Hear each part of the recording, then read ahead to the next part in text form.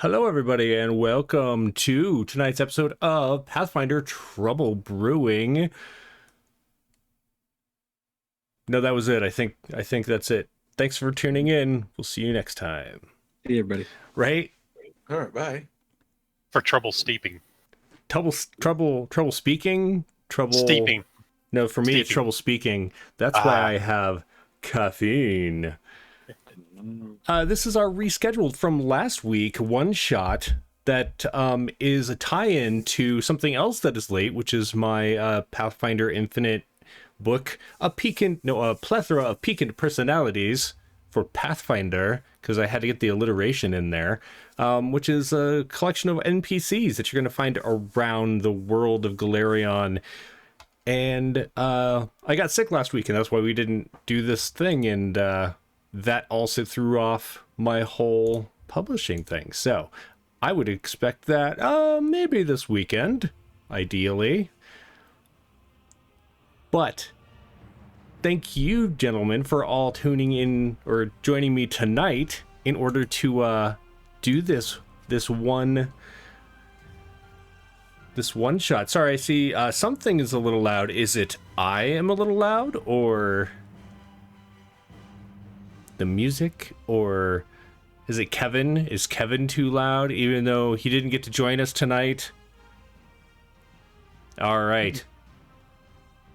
I'm going to adjust my mic there. Let me know if it's different. And just to make sure everyone's volume is at a good level, let's do a round of introductions. Jason, why don't you tell us who you are, where people can find you, and who you're playing this evening? Obviously, as you said, I'm Jason. You can catch me here on Wonders Haven or occasionally on my Twitch channel. Very rarely, though. Tonight, I'll be playing Soon. He is a fun-loving cleric who just, here to help everyone enjoy some nice coffee and maybe make a little gold while at it. Nice. And we'll see how many time puns we can work in with your character soon. Ba-dum-bum. Later, though. Right, yeah, that'll be later, not right now. And next, let's go over to Sid. Sid, why don't you tell us about yourself and who you're playing? Hey, hello. I'm Hello. Sid. You can find me on the interwebs at _Sundance Sid. And today I'll be playing Alistair. And this is a nice guy. This is a nice guy. Nice. With a stick. That's a nice guy with a stick. What kind of Alistair. nice guy is Alistair? Uh, You have some ears, don't you? yeah. I'm a Kitsune. Is it pronounced Kitsune? I say Kitsune, but I don't. Yeah. Flip a coin. So Right. yeah, I'll be playing. Alistair's a Kitsune, however you want to describe it. All around nice guy. Excellent. I like you ignored that giant blade on the end of your stick. It's just a stick. Right. That's for, cutting bread with. Ignore the blade. It's just supposed to be a stick. I forgot to change it. It's your butter stick. And last but not least, Tim, why don't you tell us about yourself and your character? Hi, I'm Tim. You can find me on here, sometimes over on Superior Guild, sometimes over on Rainbows and Razor Blades. I'm all over the place. My character is his name is Taiscal de Montedillo, which is a mouthful. He mostly goes by Ty. He is a fetchling who wears bright burgundy clothes and has colored his hair very vibrant colors. And he's just a good-natured, completely above board swashbuckling smuggler. Nice. Not a lick of illegal anything in his possession. Right? Right. Excellent. And I'm Jeremy Hochhalter. You can find me here, usually. Sometimes I'm on other channels as well. Yeah. I'm just watching to make sure everything is good with sound. While I do that, I do want to point out that tonight's episode is sponsored by Homebrew Coffee and Company. You can get 20% off with the code WHBrew20 if you go over to the homebrewcoffeehouse.com.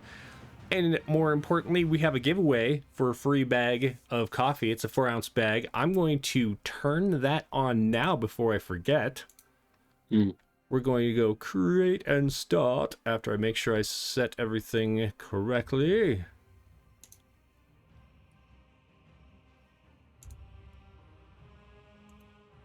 Look at that. Look at that. A giveaway is started for a 4-ounce bag of homebrew coffee. Type in !ticket to get 1 ticket, which is the max of tickets you can have. The coffee is free. The shipping is not. At the end, when we have our winner, I will send out a code to the winner.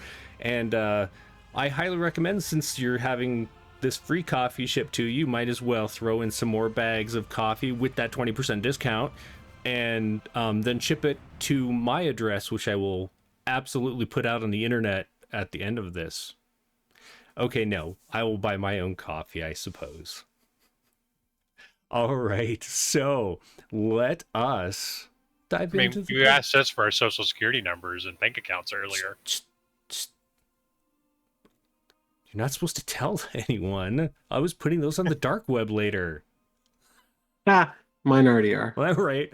I always get these emails that are like, "Oh, your email address is on the dark web." I'm like, my email address is on the normal web. What's weird about that? I do have a P.O. box. Although I actually just canceled it. So.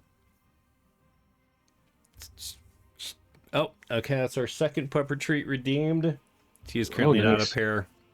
You all missed it because she was up here, barked very loudly, and then ran downstairs. So, when she comes back up, I will deliver the redemptions of those pupper treats. Thank you so much. I did see Stacy also had one earlier. Thank you, Stacy. And why don't we get started? So, tonight we're playing some Pathfinder, which is actually new for this channel. We've played Starfinder once before, but we've never had a Pathfinder game on the channel before. So I'm super excited as we enter the world of Galarion. It is Pathfinder's setting, or at least the main world. There are other worlds beyond that. She needs some caffeinated treats. I don't know about that one. I need the caffeinated treats to just keep up with her. Galarion is much like other fantasy worlds. However, it does have a lot of its own flavor and experiences that you can live through as a player. And in this case, obviously, there's a small trio of fellows, which, by the way, I do want to shout out to Kevin, who is going to be here tonight. Sending much love to Kevin. Hope that you are recovering smoothly. Kevin's been sick for a bit now, and definitely wishing the best to him in everything. So I do feel like I should put up the map so you can all see Kevin's character there.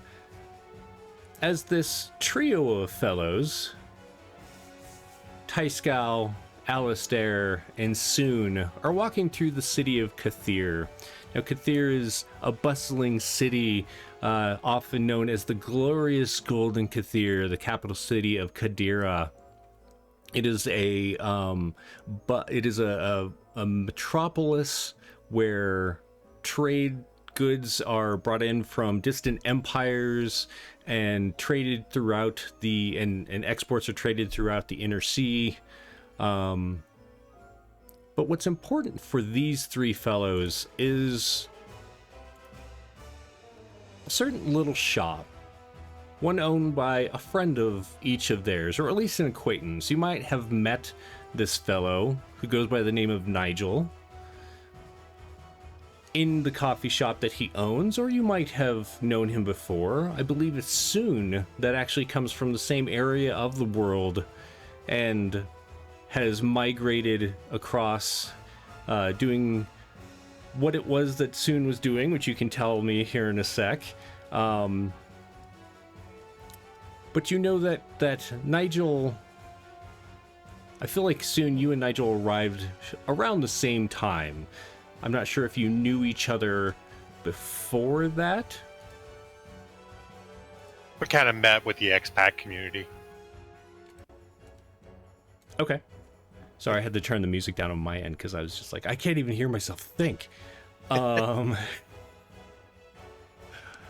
So Soon, did you meet Nigel at his shop or prior to that? I met him in this town, kind of, as people travel in and out. You look for some familiarity and people that, from your own lands that you might talk to and share food and stories with. Awesome. And, we found out about a shop, and being a cleric of the God of Prosperity, a little bit of blessing here, a little bit of blessing there, a little gold in my hand, Yeah, absolutely. Yeah, so it was actually during one of those meetings that you met Nigel in this conversation of how he was opening up this coffee shop, and you learned that his mom is an apothecary back home in the Xianqi. Chu?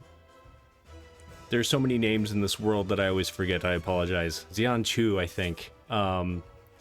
And so having this kind of deep-seated knowledge of growing up with an apothecary for a mother and having this respect for plants and such, he left home to kind of do some exploring of his own. And you found out that he has been growing coffee beans of his own. He feels that the coffee that's available is just not... It's not really on par with what he really wants to do. Oh, now I sound too quiet, which is super weird because nothing changed as far as that goes. How's this? That would be the goblin in the works, right? Right?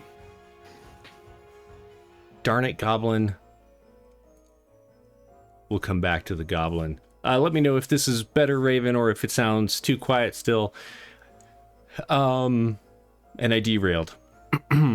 Okay, so you've kind of been along with him as he has been going through this journey, and he opened up a small shop called Nigel's Nook, which you are leading your friends to right now. You've all been there, and this morning you're all just really in the need of a pick-me-up. And as you get closer, you can smell pastries that are being cooked nearby at the Bluebird Cafe.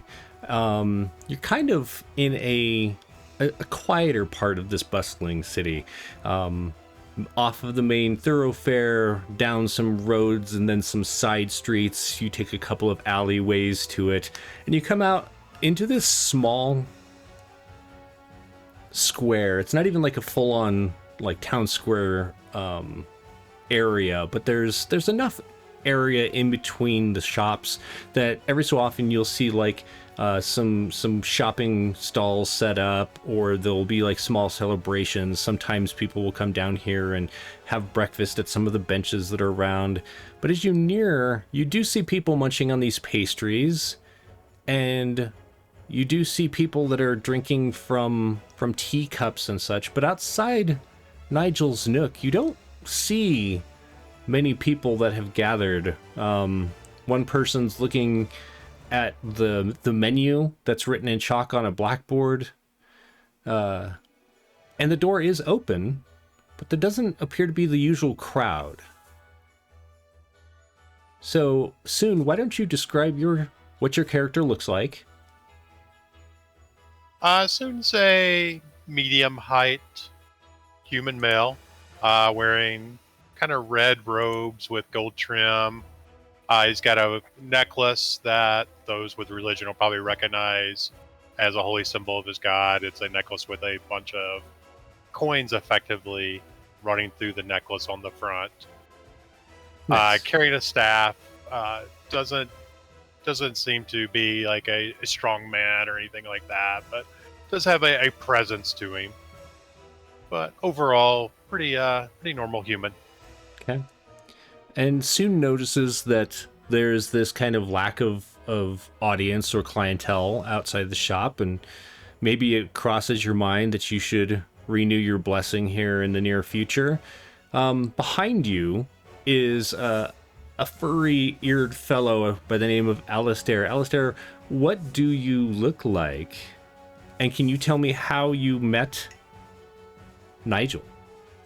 All right. So Alistair Visto is a tall, well-built kitsune of the he's a type of he's based on a melanated red fox. So if you Google that, you'll the red and the black fur and just piercing red, almost orange, like blood orange eyes. So basically wears like a mixture of a kimono or a Japanese haori, and just carries around a large staff. Ignore the ignore the hero forge. I was supposed to change it. Just a long staff with a bulbous end, kind of like what Master Oogway in Kung Fu Panda carries around, and just strong, gruff fellow. Just a laborer, normal laborer. Just knows Nigel. Just came to town looking for work. Okay. In between travels, in between adventures, and met Nigel, and they hit it off, and it was just a great friendship. And anytime he comes by or is around, just helps him out. And nice. Stuff like that. Maybe you actually helped Nigel with some of the construction of the shop, because when he bought this little kind of, it's really like the end piece of a cornered building. It's not even like a full restaurant style or anything. It's a very small area, but it was kind of a dump. You remember like what it used to be like? There was this smell that it took you forever to help get that out of there. But a lot of the wood has been replaced, and maybe you helped with a lot of that kind of construction. How does that sound? Sounds amazing. That sounds like nice. That's what happened. Yeah.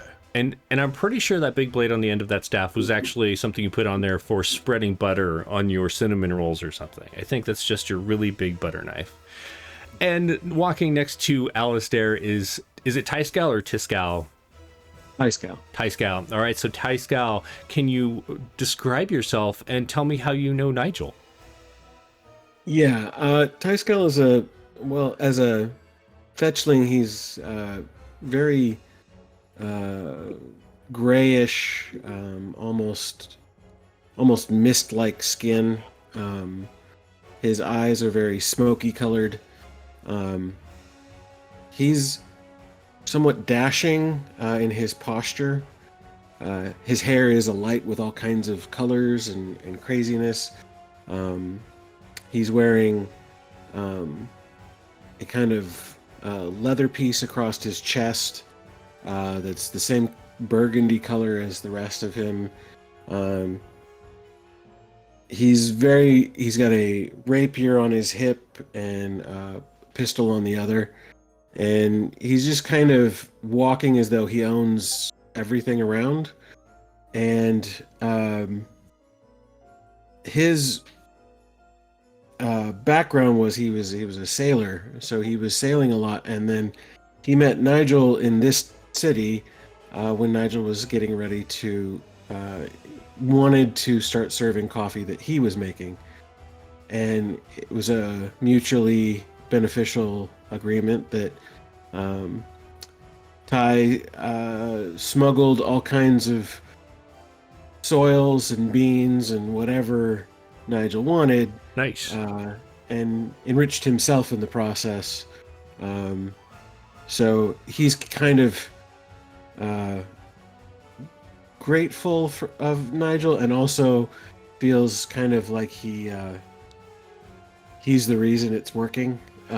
Gotcha. So Gotcha. He takes a little pride in that. He's a very proud young man. Awesome. As you're walking down, you see a little girl, a little human girl. Her hair is in pigtails, and she's wearing kind of like a school uniform. It's still a little early, like maybe she's going to go off to classes here soon. But she's sitting with her mom, and she looks over and she says, "Mommy, that man's hair looks like my crayon box is melted." And she looks completely like that's not like an insult whatsoever. She just looks so excited about this, and she waves at you.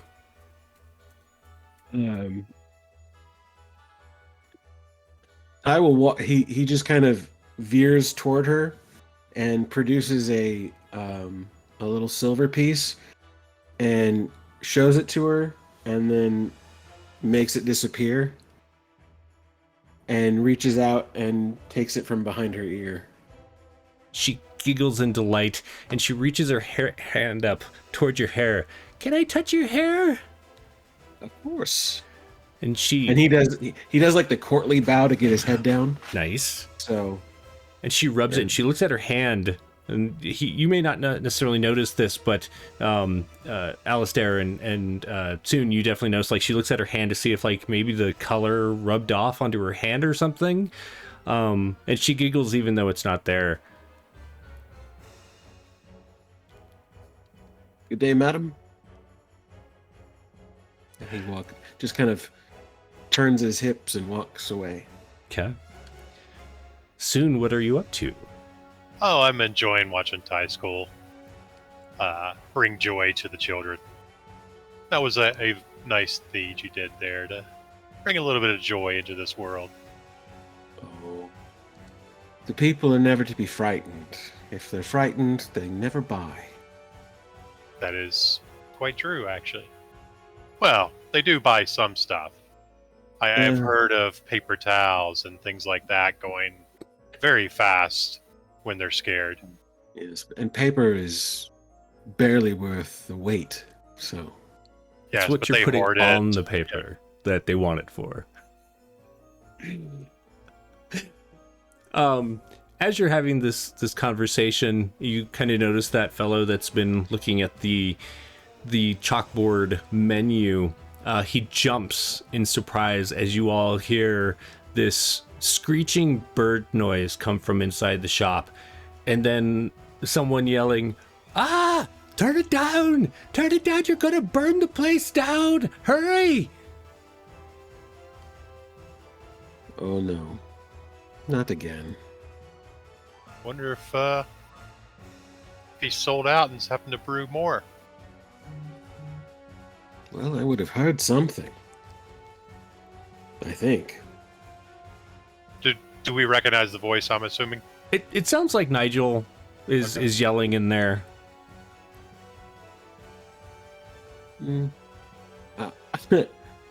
Tyska will, as he's walking in, the guy who is by the chalkboard, he'll just put his arm around him and lead him in with him. "Oh, hey, friend. No, it's all..." He actually takes a moment and stops and looks at your hair, smiles a bit. I was actually just looking at the menu. Yeah, it's easier inside. Come on." Yeah, I come. I get on the other side. Just. I guess I'll come in behind. Okay. So as you walk in, you notice that the windows are all opened. The shades have been drawn. The plants are put out. He doesn't like leave them outside overnight, as some of them are rather rare, but they are very colorful and beautiful, and so he wants to make sure that they're kind of seen by people walking by. They kind of catch the eye as much as the usual smells of the shop catch the nose. And so like everything is in its place, but you notice there's like one person in here. That person's sitting over in the corner, and they have a teacup and like some kind of sticky bun, and they're reading some like small leather book. They don't seem to be drinking coffee. They're just kind of hanging out. And now you know that Nigel does serve tea, which he trades for from a woman that lives, that has a tea shop down the street. It's called a Happy Afternoon. And he does get rolls and such to sell with the coffees from the dwarven baker that you passed earlier. So that's not necessarily strange, but it's strange that there's no one in here. It's rare that you've shown up since the place has been blessed and opened and everything. It's rare to have like such a small crowd. You look around and you see there's a small bar where the barista, which is typically Nigel, sometimes it is a small goblin whose name I just forgot. I apologize. Hang on a sec. Skrilly. Sometimes Skrilly does the baristaing, the serving, and the making of the coffees. But there are other people who work in the area or work in the shop as well. Skrilly has been helping out the shop as part of a work release. The goblin has a penchant for fire and making things. Caught. What's that? Yeah. And getting caught. Right. He really likes the fire. He really likes explosions. And the really downside to it, he's terrible about keeping those things safe and getting away before he gets caught. So he gets so enthralled by the fire, he just stands there and right. gets caught. I mean, these things happen. It's pretty lights. It's not that strange.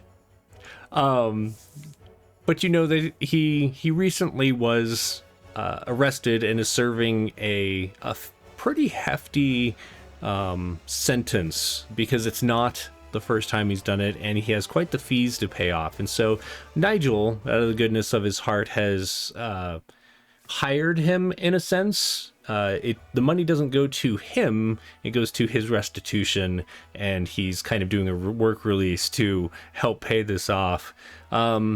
You don't see Skrilly, but you can hear him screeching under what looks like a large machine. Now, you've seen this before.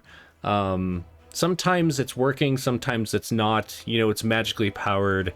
There's some kind of heating rods inside that are enchanted to warm water to steaming, or warm water to steaming, and then they can make what's called a cappuccino, or an espresso shot.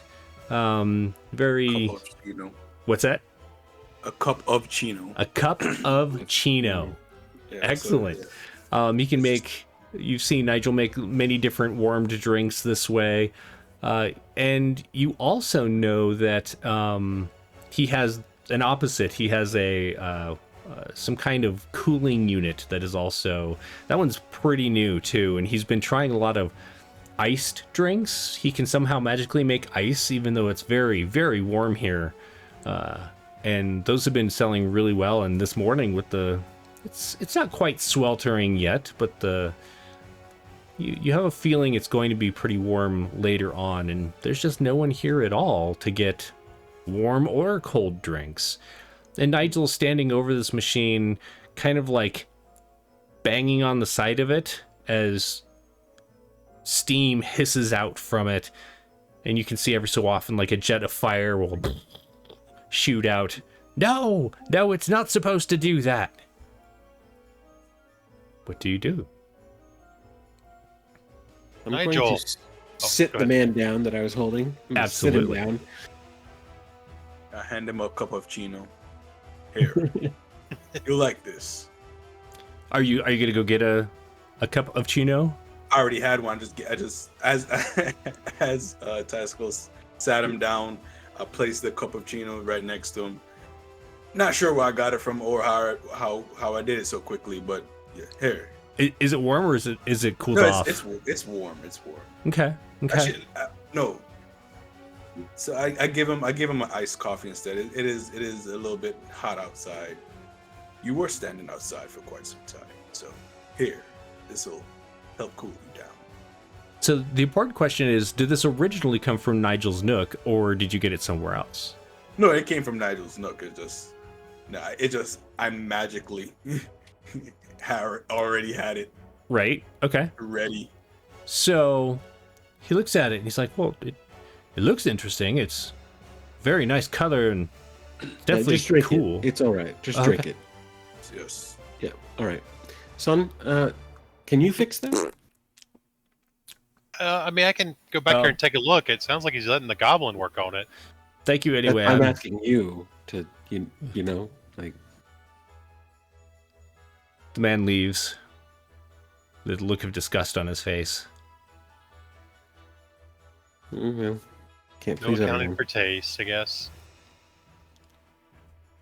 Well, As- to each his own, I suppose. As the three of you are conversing, Nigel happens to, you see one of his bird eyes. I guess I should describe what Nigel looks like. Even though he's on the screen, I'm just making these assumptions. These wild assumptions. Wild assumptions. So, Yes. Nigel is a Tengu.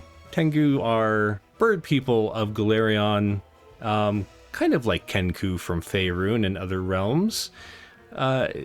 They have some of the same features as a Kenku does and lack other ones. Nigel himself has a rather pleasant gray... Exactly, Jason. Nigel has this pleasant gray, almost shimmer to his feathers, and the ones that surround his black beak are these purples and blues. His eyes are pretty bright golden, and as one kind of swivels over towards you, he perks up, and his head like does that bird tilt and look towards you. Well, good morning. We're having some issues with the machine here, but I was hoping that you'd come in today, soon. We're having some, well, why don't you just, the three of you, good to see you. Why don't you all just sit down? I'm gonna bring you your regulars, your usuals. Is there anything else I can get you? No, I think that'll be it for now. Yeah. Yes. What's Okay. wrong with the machine anyway? It's just not heating properly. And as this is going on, Skrilly begins screaming because there's like the steam coming up from underneath it, and you can, as you're maybe a little closer, you can see legs kicking from a lower part of it. Get me out of here! It's hot! Nigel reaches down, grabs him by the legs, pulls him out. So, if you could just sit down, I'll bring you your usuals.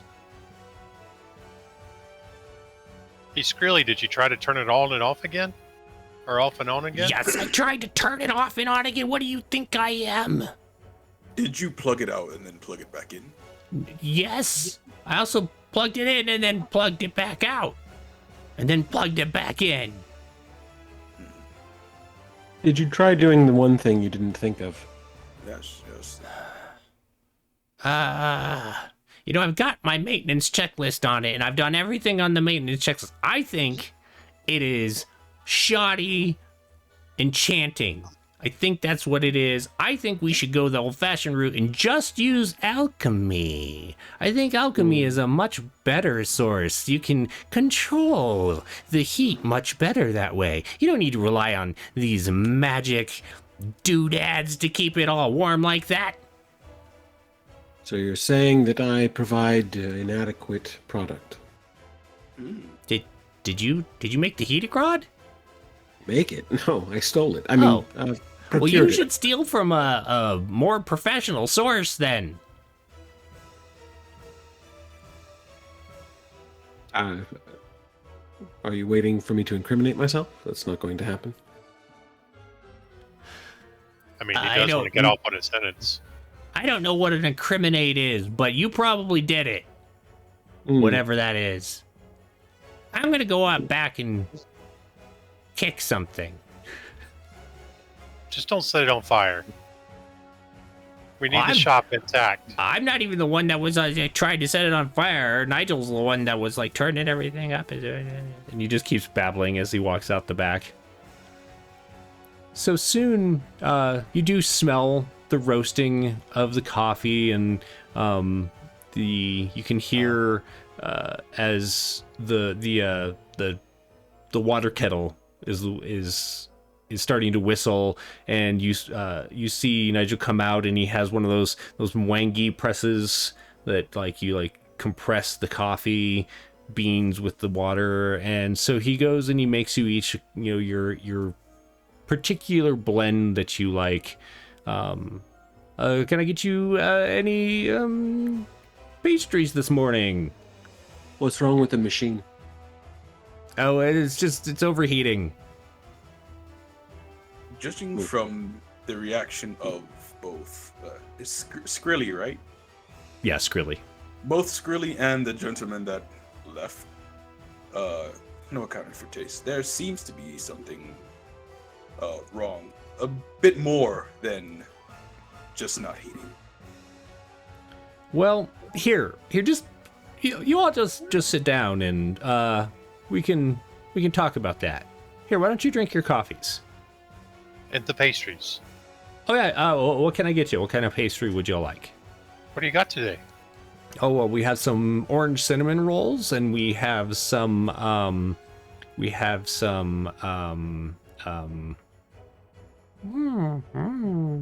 the little honey biscuits that I can't think of what they're called. We have some honey biscuits.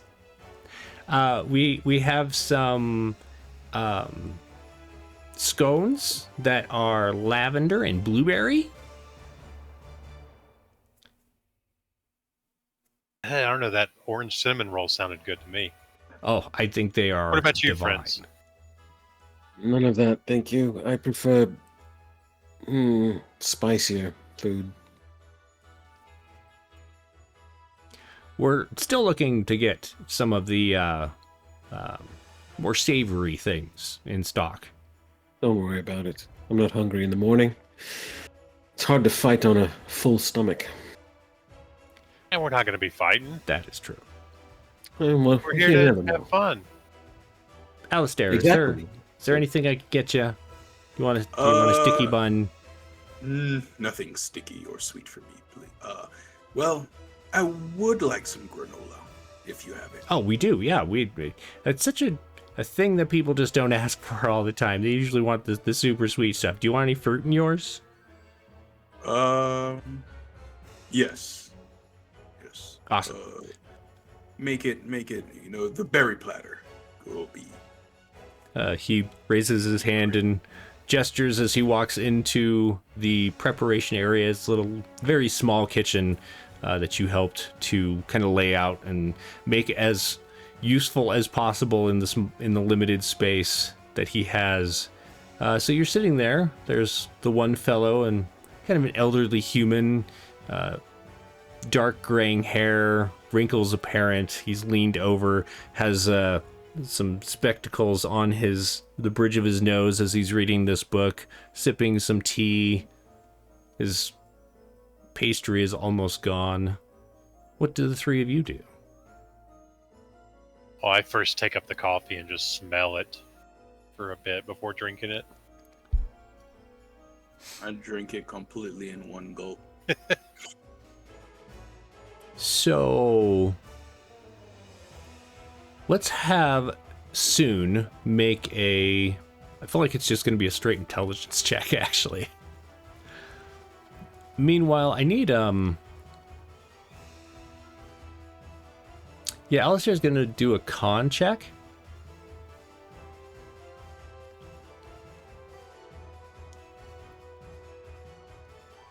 To do a con? Yes, please. Please remind me. What is... Oh, never mind this. Just straight con? Yes, please. Alright. 13. Okay. Alright. You stubborn. Ah! That would be a 12. A 12. So, start with Soon. Soon, you're like sniffing it and something not quite right. It actually reminds you more of like the smell when you're walking through like a swamp instead of like that kind of coffee smell. And Alistair, as you take a swig, the taste barely touches your tongue. You drink it so fast.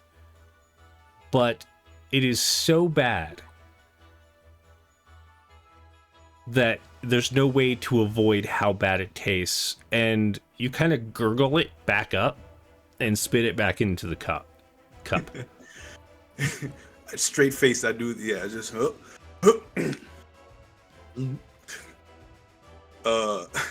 this is very bad coffee. Ty-Skull, you're kind of sitting there, and you notice Nigel is standing just around the door, his one golden eye kind of tilting around to watch this.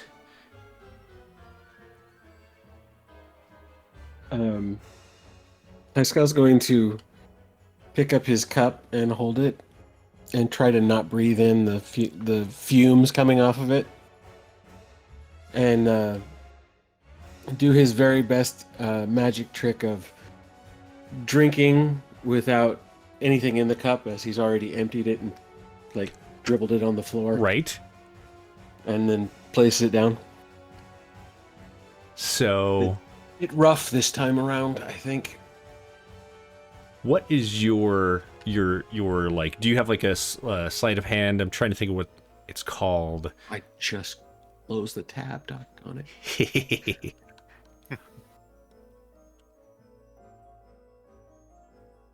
Once you get there, just let me know what your bonus is. Yeah. Load.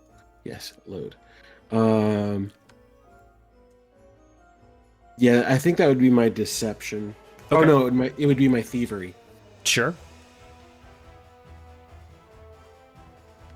Natural 19 for a total of 28. Okay, nice. Yeah.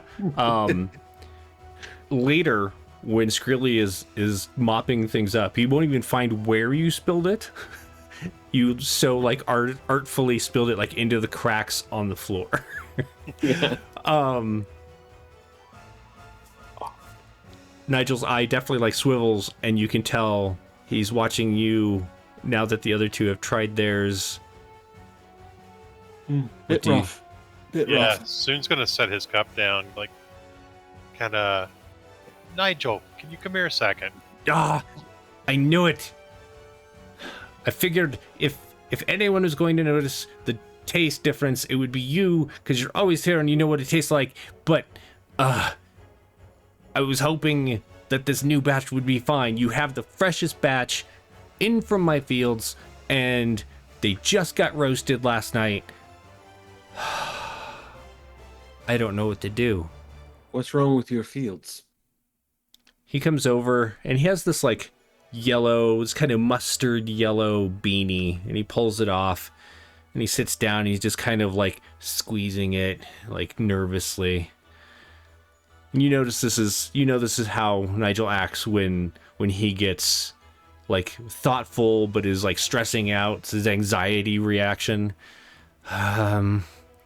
Okay, so a couple of days ago, I haven't seen you guys in about a week or so, I guess, and the coffee was fine then, and that was 2 batches ago, and the batch after the one that you had, it was like this. It's horrid. I can't even drink it, and I've drinking some swill in my time. I've drank I squeezed the grounds through a sock to just get some coffee, and it's just, this is horrible. I just can't even. I don't know why. The plants haven't been changed. I haven't been trying any new strains. The fertilizers are all the same. I don't know what's going on. I thought maybe it had something to do with the machine over there, but that was heating it wrong or something. But none of what you just drank has even been near it. How do you get your shipments in? I mean, I often go up and like take care of all that because I have the fields up north, and I just go up and spend, usually it's the weekend or whatever up there, and let Skrilly run things here, but I didn't see anything weird when I was up there. What about the roasting? What happened with the roasting? So I've tried, because I mean we had a pretty good haul this time, and so it took a couple roasts to get through, and each one of them is the same. And I've even I know what a like just a green cherry tastes like, and even before roasting they're terrible. So it's the fields. Maybe, but what could do that? Yeah. Mm. I don't really know much about raising these beans that of yours. But maybe, I don't know, maybe someone cursed them? Someone cursed? What? His feathers are kind of ruffling up, and his eyes are kind of like looking around, and what? That could be entirely possible. What? Cursing, or perhaps they're putting something in the soil. Yes. Why would anyone do that? Run you out of business? Take over your fields? Have you pissed anyone off lately? You are quite popular. I mean, the shop is Or quite were. popular, and Yes. like I certainly I have my friends here in the city, and I don't think I have any enemies necessarily, but it's there are those people that have maybe thrown trash at me or whatever for maybe making a better product than they do, and their businesses have been maybe not as good, but I don't think I have any enemies necessarily. You do. I mean, it's all about the gold. If Gotta be. someone, yeah, Where's the nearest shop? Like the nearest other coffee shop or cafe or just- whatever. Yeah, the nearest cafe. So you're thinking about it. Go ahead and do I need my list of checks. Society? Society makes sense. Or or lore for the city. exactly. I only have lore for sailing. I only have lore for labor. And kitsune. You could do a labor, because you've been working in the city, and so you'd know if there were other areas or other shops that were Huzzah! I just know the docks in this 19. place. 19. Oh, nice. So you know that there are like some taverns and stuff that sell coffee, but they buy it all and just pre-roasted, often pre-ground, even though Nigel has explicitly explained to you that if you would like to purchase coffee from him, like beans, that you should get a grinder, like a pestle and mortar, or like one of those like the metal grinder wheel things, because like a spice grinder, because it's just much better, and it retains its flavor that way. Some of these taverns buy it pre-ground and just let it set for months, and All right, well, yeah, so I only ask because I get up, I go outside, and I go to like the next tavern, and I just push open the door, say, hey, is anyone here poisoned or cursed Nigel's fields? make a... Do you want to call it like intimidation, or do you want to do like investigation style? I'll roll whatever you want me to roll. I'm just plainly just asking. if they're intimidated by my frame, they're intimidated by my frame. But I'm just going in there and say, hey, you guys know about this? But sure, intimidation. I'll roll it. Muscle wizard. Muscle wizard. Could you roll? Yes, I'd like for you to roll. Our brute wizard. Oh. It was on a 14, then it rolled over to a 4, so a total of 6. Nice. Intimidation. You look around. Most of the people that are here at this time in the morning are having breakfast. Some are drinking tea or coffee. Some are already drinking their ales for breakfast, like rather than eating. And they all just kind of look at you. Everyone looks around at each other, shakes their head, goes back to eating. Very well. And then the You do closest notice. person to the door. Ooh, I will say, you do notice people drinking their coffee. They seem to enjoy drinking their coffee as much as one might be able to enjoy drinking tavern coffee. cool. Glad you said that, because what my next course of action was okay, very well. And then I'll just take the closest person's to the door's coffee and just leave. Because my coffee was horrible and I just want coffee. So I just grab it and say, very well. Carry on. And I just grab that cup and just walk out. Okay. I feel like let's make a roll for that. Do either stealth. You don't have thievery as a non-thief, do you? I'm not trained in it, but I have thievery. I have stealth. I'll roll whatever you need me to roll. I'm not trying roll to be whichever one you stealthy. have the highest in. Okay, that's stealth. 21. Nice. You manage to grab it. You hear the person get up right after you, but they like the bench they're sitting on catches in their legs and they like flop back down as you're like hightailing it out the door. I'm not running away. I'm just like, very well. And I just pick it up and just like, carry on. And I just walk away. Okay. Nonplussed. I'm like, hey, it's fine. He'll be back in a bit, I'm sure, Nigel. He does this, disappears at times. Yeah, you But- know, it's that wild Harry gets up his nose. Yeah, I'm- walk back in. Yeah, I'm- walk back. Well, no one in the Snake Eyes Tavern knows about your cursed fields, Nigel. That would be kind of dumb for the next door people to be responsible for it.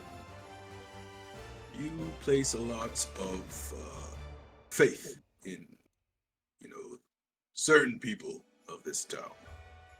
But Well- true, very true. I'm just saying most people who commit crimes, hypothetically. I look over to Squirrely while you're saying what you're gonna say. I Yeah. slowly look over to Squirrely. Scowl sees your look and then the better ones. Try not to practice so close to where they sit.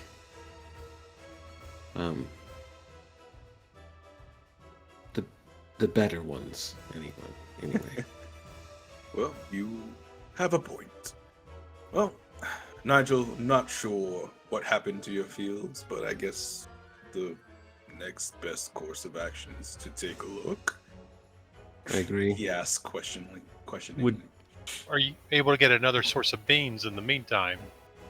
I mean, I could always get beans from someone else, but I've been perfecting my blends, and that's why people come here.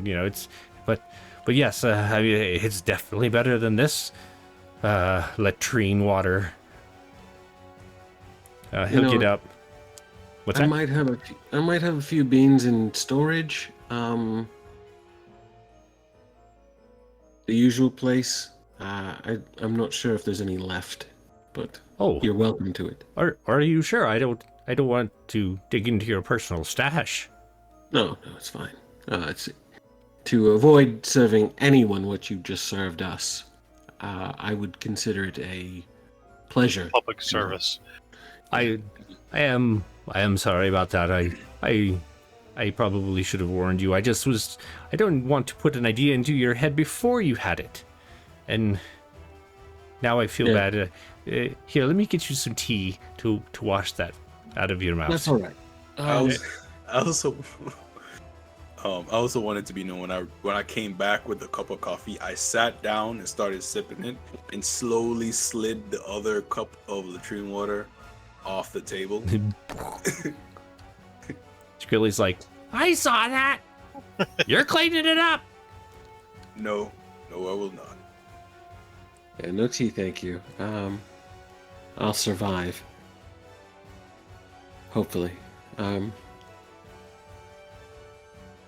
Well, Please toss it outside. Yeah. I'll head over to your stash and pick that up. You know, Skrilly, he can't leave. He's got his little locator on his ankle to make sure he doesn't leave the shop. Right. So I'll go over and take care of that. But if you want to head up to the farm, I'd be most appreciative. How far is it? So you've been up there. You have to get through town, which is a pretty large city to begin with, and then it's a couple miles north of there. He bought some farmland that had kind of gone sour back in the day, but with his knowledge of plants and the soil and all of that and botany, he's actually brought it back and it's been doing really well for him for the last couple of years. And there's a certain flower he's let propagate up there that I... He has been starting his own, that one we talked about earlier, the rainbow Crocus. Yes. Another promising enterprise. It was likely a conversation with you that made him think of it, because the spice that is grown from it, along with the other spices that he has or that he orders, would be really good in his coffees. And yeah, it's really good in my pockets. Right. It's a little too expensive for him to buy, and so growing it up there has definitely been the ideal. Right. Before I hand him back the cup of latrine water, I'm going to go ahead and cast Read Aura on it, just in case. Okay. What does that do? It's like detect magic, Mhm. and it helps to identify stuff. You focus on the target object, open your mind to perceive magical auras. When your casting is complete, you know whether the item is magical. You or anyone you advise about the aura gains a bonus to identify magic on the item. Excellent. There does not appear to be any enchantment or otherwise latent magic on the coffee or the cup that it's in. You do notice, like, looking around, is it cast on an object, or do you cast it on yourself and you see, like, dispel? Its own objects you detect them. Yeah. Then never mind. Excellent. So is your plan to head up to the farm then? I think so. I just want to... Yeah, we'll help you out a bit, Nigel. But you'll owe us some coffee for life if we figure this out. This is like the third or fourth time that Nigel has given you coffee for life, and he just smiles and nods. And you hear him go back and talking with Skrilly, and Skrilly's like, "Why don't we just close up? I'll go with you. You can put in a word for me that I was working on, company business while going elsewhere." And Nigel's like, "No, Skrilly, you're staying here as the court ordered you to." Yeah, keep him away from the fields. They're flammable.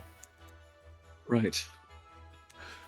All right. Is there anything that you want to do or get or prepare for, essentially, as you're heading through the city of Kathir? So, do either of you know this, how to check the land to see if something's wrong? It's not my area of expertise. My eyes can see quite well. You might say they are keen enough to spot the unspotted. Okay, but is that going to tell you if anything's wrong with the ground? No.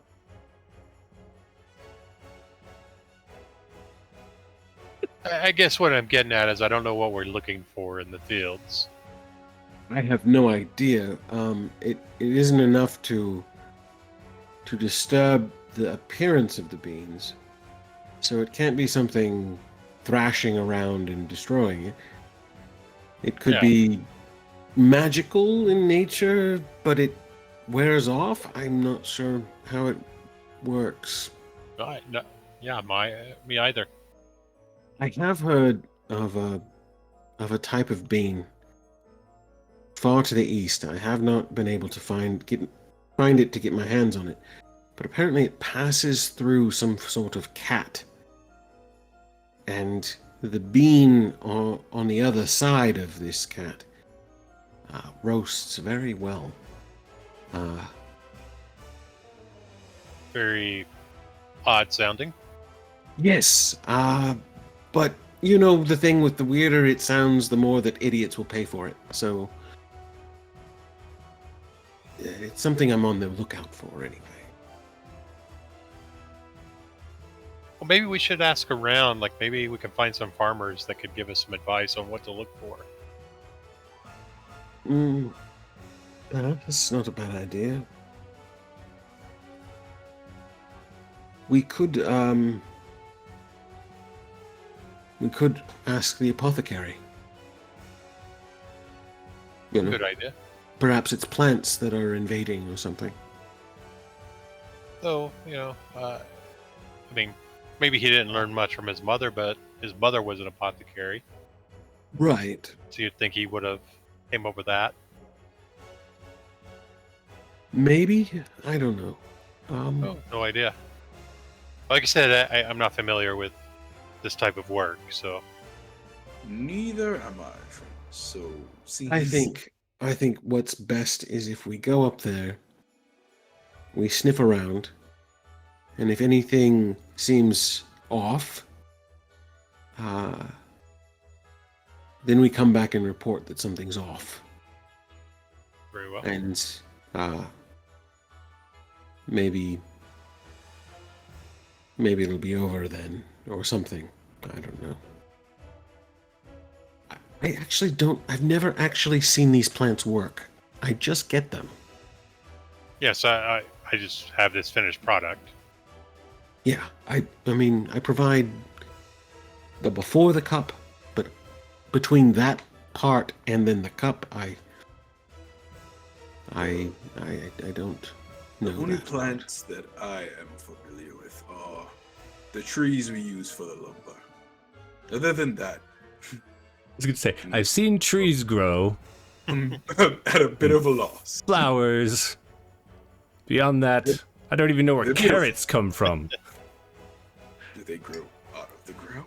They grow on trees? I don't know. I know that limes grow on trees. Helps stave off scurvy at sea. So while you're having this conversation, are you essentially moving through town and the lands north and everything? All right. Why don't you all do perception checks? Ooh. Awesome. Oh, there it is. 26. Nice. I see you turned the cheat mode back on. Yeah, 25. natural one. 25. 25 and 26. And what is your perception plus? Yeah, it's +9. So Okay. 10 total. I mean, you never know. You might have like a plus 30 or something. The numbers do get a little crazy in this game, but probably not at level 3.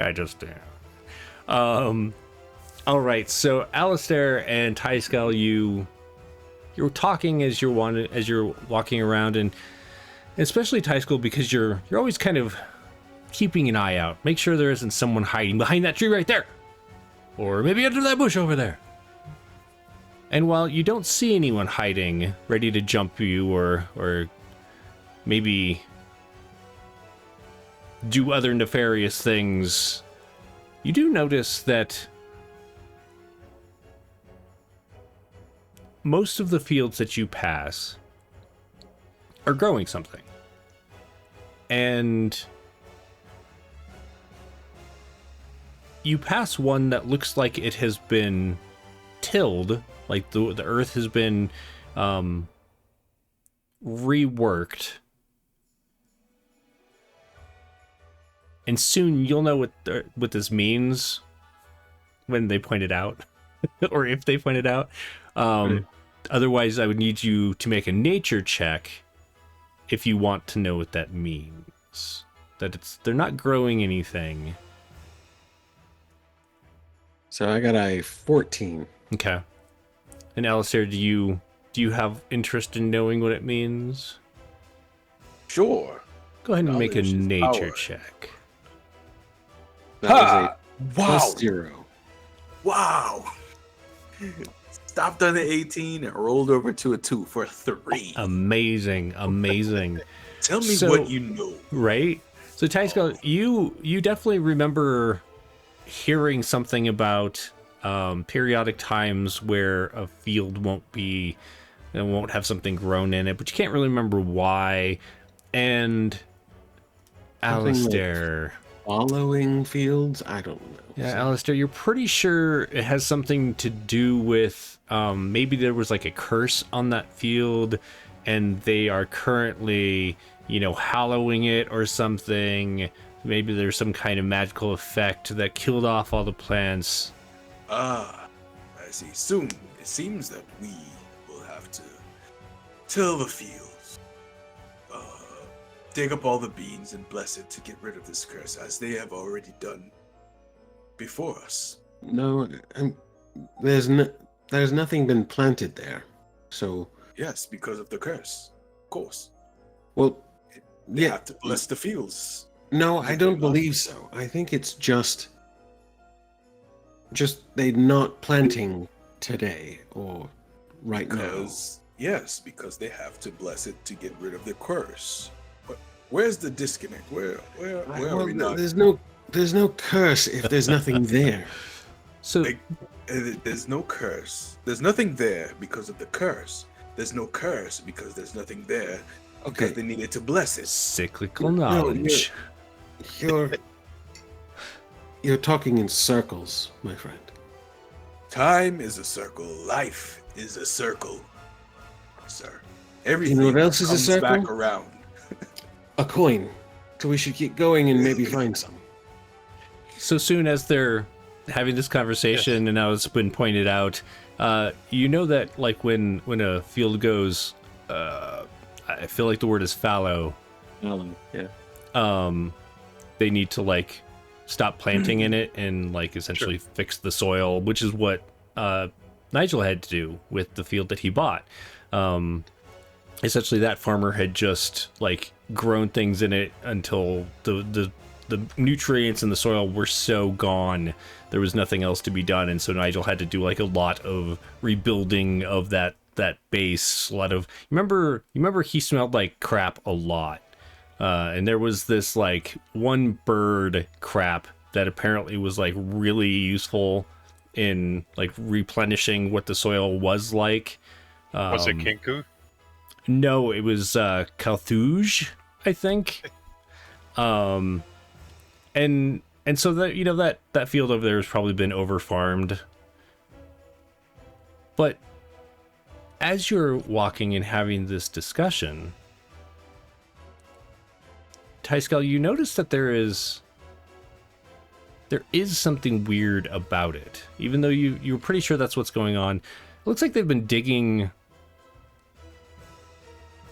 kind of up on the northwestern corner. You notice there's like a larger mound of dirt up there.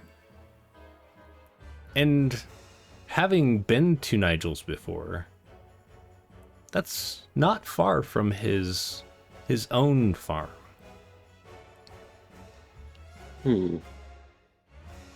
Gentlemen, I have a suspicion. Oh, what do you? Do you see that mound up there? The dirt mounded up. The sun's so bright today, I can't hardly see anything. But let me. Well, it's there, and it's on the border of Nigel's field. I'm wondering if something is seeping into his fields from there. Possibly, or they found something of value under there. I suggest we investigate. Well, why don't we go to Nigel's field and look around there, and then if we happen to wander off Nigel's field to it. I always prefer impulse versus planning.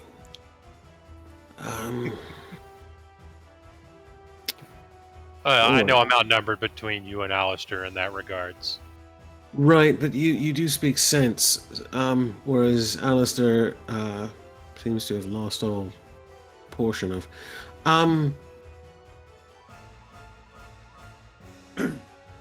Yes, I suppose let's go to the fields first, and then maybe wander our way back to the mound.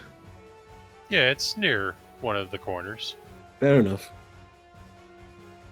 That way, in case anybody's watching, we just don't go straight to it. You know, yeah. Well thought. Well thought. I could tell Alistair wants to say something. No. We already had the conversation about the cursed lands and the blessing. Yeah. We just need to move forward. Forget it. So as you are heading forward, you kind of skirt this fallow field for a little bit, and then you end up walking down a road that has Nigel's coffee fields on one side, and then some just kind of vegetable farm field on the other side. There's like weird green stuff coming up out of the ground, since you're not really sure how plants grow. You're like, those must be plants. But you, Hard to believe coffee comes from that. right? And as you get closer, you can see there are some workers that Nigel has hired that kind of water things and tend things, but a lot of the times it's very like hands off. Mostly it's fertilizing and watering when that time is needed. So you notice a couple people kind of walking amongst the plants, but they're not really actively doing much. What would you like to do? Maybe we should ask the workers if they've seen anything, and keep an eye on, see if any of them act strange. I got a plan. All right. Tescal walks up to the closest worker or workers. Excuse me. I have but one question for you. A fellow with like some dark slicked hair stands up, looks at you. Yes. Are you aware of anything altering these plants and these beans? Oh no, we're just trying to figure out what's going on with the plants right now. These ones are the ones that were harvested yesterday, and apparently the beans were awful sour. It's pretty gross. Yes. Soon. Gentlemen, I believe this man and the rest of them are innocent. No roll for that or anything. Just okay. Yeah. I'll just lean over to Soon as you see cursed till the land. I think it's something imperceptible to even the most skilled, and he points at the man, even the most skilled of farmhands something they would completely miss. I am beginning to come around to curse. However, it still feels like an idiot's errand to say it's cursed, so I'm going to stay away from it for now. and Cursed, say it's did you something say? else. You think it's cursed? No. Oh. No. Oh my god! No. I can't believe we're dealing with curses here. I'm going to get off this land. This is No, terrible. it's not Do you think it's cursed. catching? Oh No. no! Oh No, no! no. I've probably already taken it home with me. Oh, my wife is going to kill me. He begins walking off. Wait, come here, friend. I will relieve you of your curse.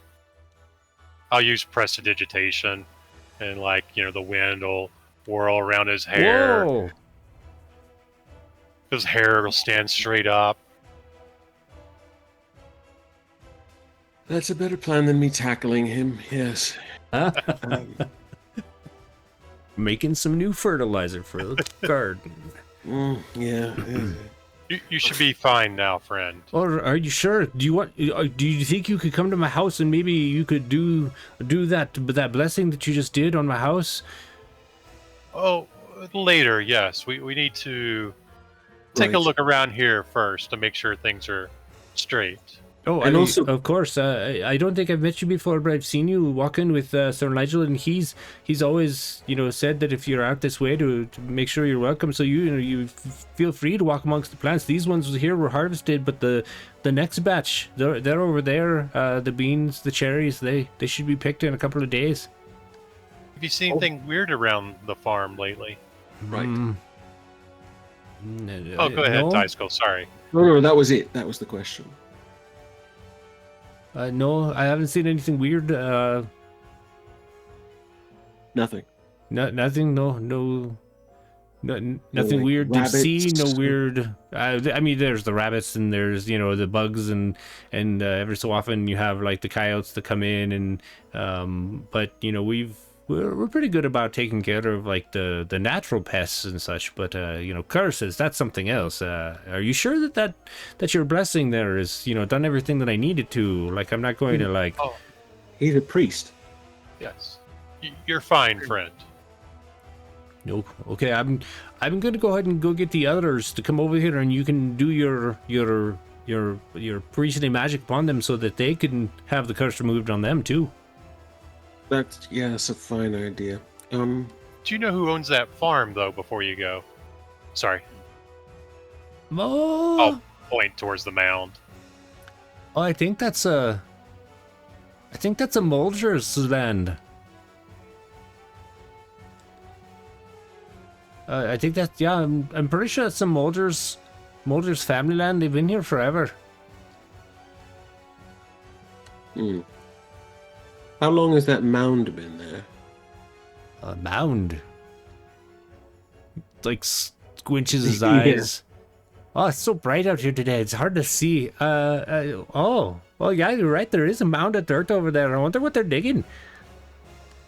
Maybe they have like stones. Maybe they're digging up stones. Although the stones should have been removed a long time ago. I don't know why they'd have big stones in there. That's weird.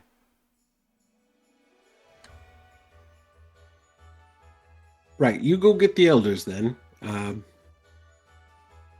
Okay, I'm gonna go get the others and then I'll bring them over here and you can do your priestly magics upon them. I appreciate it. Oh, sure. Right. The scout waits for him to leave and then turns to the other two and goes, "All right, so maybe it's a curse. Maybe it's something in that mound they've dug up and it's just ruining everything. Yes. Are you happy now, Alistair?" Nope. Not well. Happy that I was correct. Yes. Right. Happy that it's a curse. No. Right. Of course. But either way, we have to continue this investigation and find the cause, or our poor friend Nigel may just go out of business. Why don't the With three your- of you Yes. do a... Sorry, I had it in my head for a second there. So you're going to do a society recall knowledge. So it's just society, untrained general action. Trained. Eye is on fire. That's a 21. See, it's really cool because I can like select who gets the cheat codes and stuff. Yeah, it's definitely not me. 13. 13. Okay. I got a 12. A 12. So, funny thing, Tyskill, you've actually done some work in the way that you do work for the Molcher family before. The current like matriarch of the family is Faxwell. She's kind of a weird one. They say that she disappeared when she was a baby, and then was like returned a few nights later. There's something about her that always kind of sets your teeth on edge. Like you just never feel quite safe around her. So yeah, there's that, and you know that they have the largest coffee. It's really more like a coffee empire than a coffee house, in the way that they do it. But they do. You've shipped some of their pre-ground beans before. They have this like special packaging that they send out across. You know, it has like their name on it and everything. Faxwell Molgers. Yep.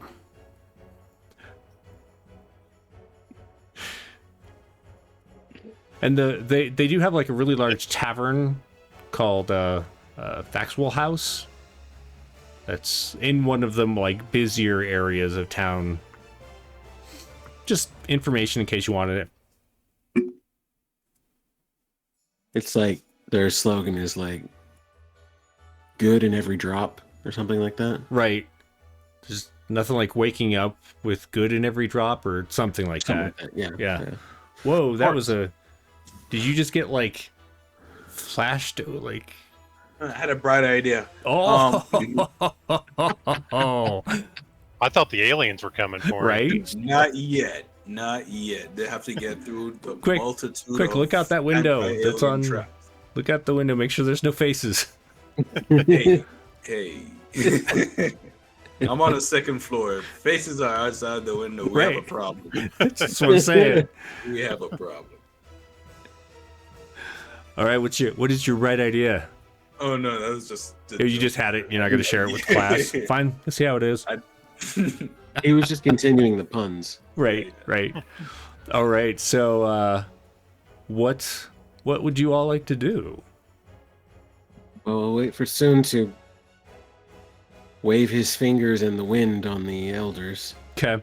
Yeah. So some other workers come over, and the fellow that you had blessed earlier, that you have removed the foul magic from, leads them over and is talking you up, and they all look a little confused as to what's going on, but they're grateful for your interceding on their benefit. It's preventive measures, just in case. Right. Sprinkle dirt on each other's shoulders. Nice. To help with the blessing. This will. I resist the urge to pickpocket them. I do pick nod. But while you're thinking about not picking their pockets, I pick their pockets instead. Yeah. All right. So once that's done, I think. All right. So the rubes are gone. Seems like your first idea was correct. The mound, yes. Yes. And I'm a little concerned it's if it's digging something up, we might be dealing with like the things that are buried and then are unburied. Or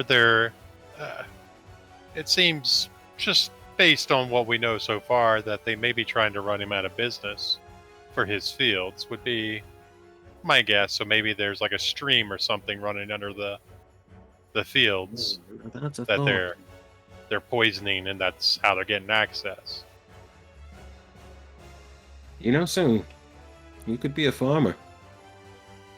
Oh, I don't know about that. It's too much work. Hmm. I think you're right. I'm not sure exactly what they do. It seems they were just playing in the dirt. So, anyway, to the mound. Yes. Okay. Yes. Are you That's where the gonna? curse is, Alistair. Right. Yes, of course. So is your plan Here. to essentially hop over from Nigel's, or are you gonna walk back around? From Nigel's. Okay. Nigel's. Yeah. So you get to the edge, and there's this really ancient fence that's rickety and falling apart, and soon having been out here before, you know that Nigel thought about like having it rebuilt, but it just seemed like an expense that wasn't necessary quite yet. You're able to climb over it fairly easily. It doesn't like crumble beneath you or anything like that. And go ahead and make perception checks for me. We'll try to do it a little stealthily, like if there's a farmhouse or whatever, try to not be obviously seen. Yeah. Okay, so do you want to are you going to stealth this on your way up? Oh, Well, like- indubitably. Yeah, like we're looking around our fields, but Sure. like try to get on the opposite side of the mound, blocking the house view and stuff as we come across. So first make me perception, let me know what you got. Okay. That's everyone? Yes, please. All right. Hurrah! Woohoo! I got double digits. 19. Nice. I'm tired of this thing. Mine is an 18. Okay. 12. Okay. And then roll stealth. Yeah. No.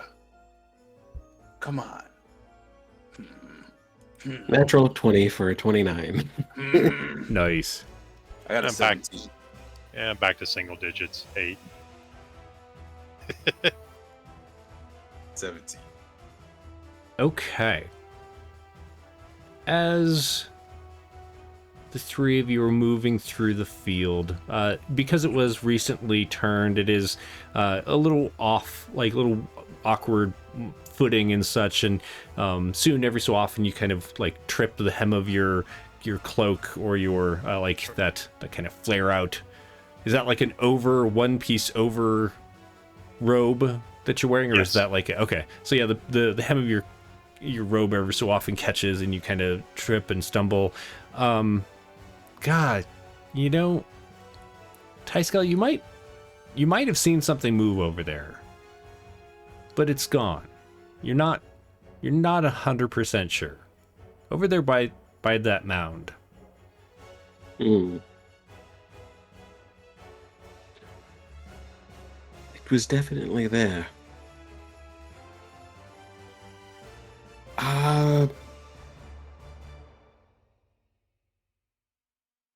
So who wants to be bait? I look at Alistair. I looked at Okay, Alistair. Dice Skull. So you want me to be the bait? Very well. I think if you walk up to that mound, whatever just ducked out of the way of my sight, and that's a hell of a duck, by the way. Quack. It will be forced out of its hiding. And if you feel threatened, just punch it. As normal. Yeah. Yeah. Very well. So yeah, yeah, so I go over to the mountain, yeah. Okay. Screw it. Let's go.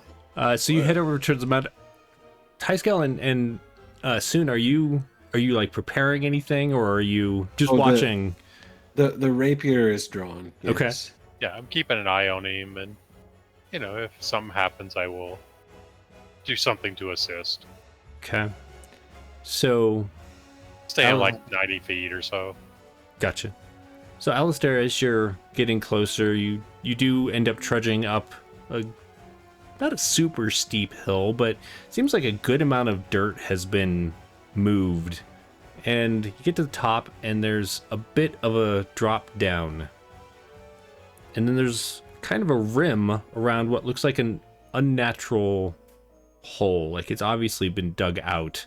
It's not a naturally occurring. And the really big sign that it's not natural is the wooden ladder that is sticking just inside. It doesn't stick up out of the hole so you could see it elsewhere, but it's leaning against the wall, so it wouldn't take much to just like reach up and crawl out.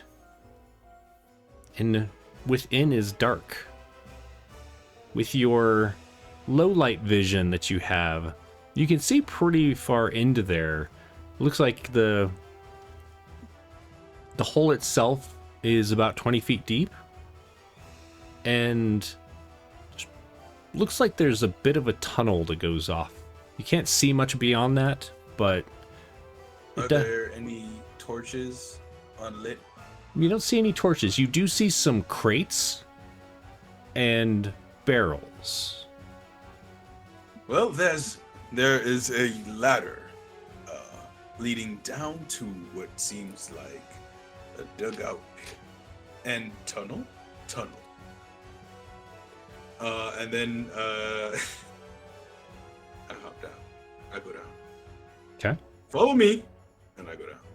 Oh, crap. Alistair disappears from view.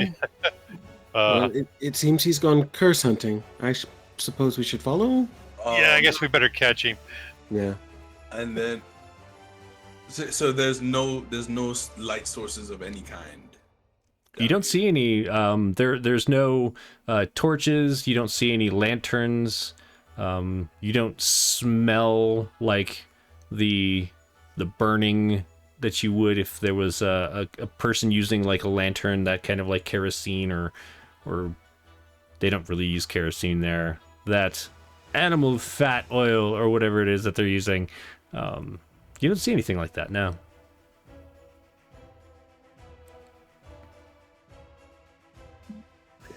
Well, since he disappeared, I'm a little bit hightailing it to catch up to him.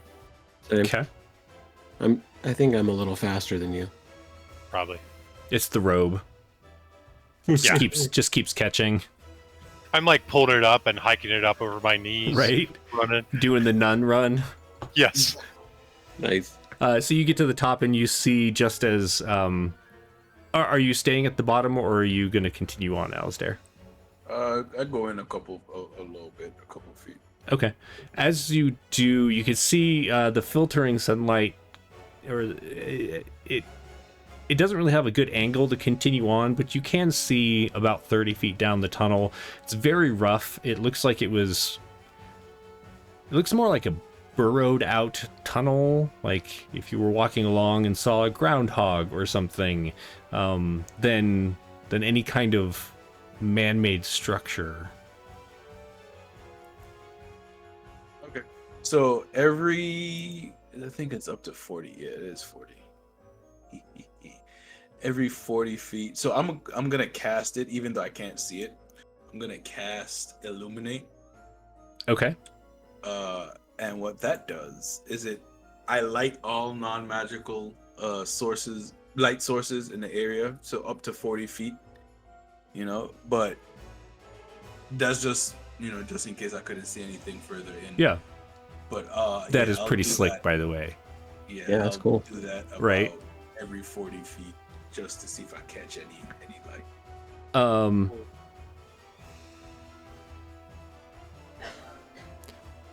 I'm gonna go with it does not, whatever. I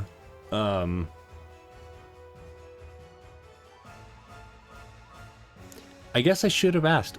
Are you all like carrying your gear around with you? I got a stick, Oh yeah. Like, Yeah, do you I never got without my gear. a little satchel and a stick. do any of you have torches? Mm-hmm. No. So I'm going to assume that those do not go off because they are like out of the pit and not like in the line of sight and all of that. Not within 40 feet. It says emanation. It says 40-foot emanation. So I'm assuming Like goes out and the goes energy. out. Yeah, it goes Yeah. out from. Yeah, since your torches are like contained, they don't go off or anything like that, and you don't see any other torches light or lanterns or anything. I love that I'm the one with dark vision and I have torches. I mean, Who says I don't have dark vision? yeah. Oh. Does the Humi have dark vision? The Humi.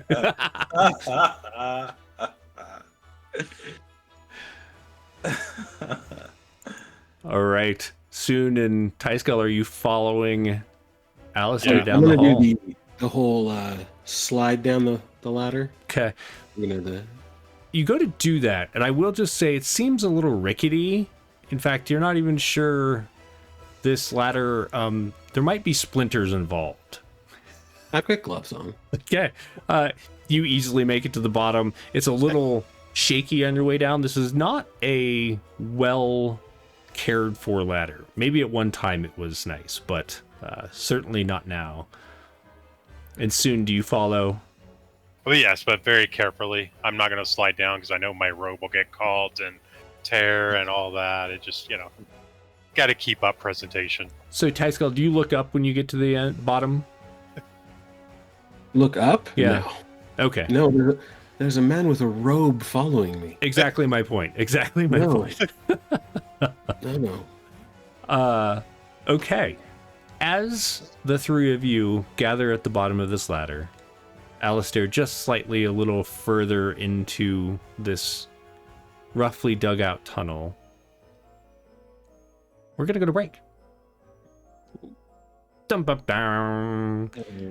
So, if you're watching live currently, please come back in about 5 minutes or so as we all do our bio breaks and get some drinks and whatever we need to. You all go and grab a drink, coffee, water, whatever. Make sure you hit exclamation mark ticket to sign up for the giveaway of a 4-ounce bag of homebrew coffee for this evening. And we'll be back soon. What?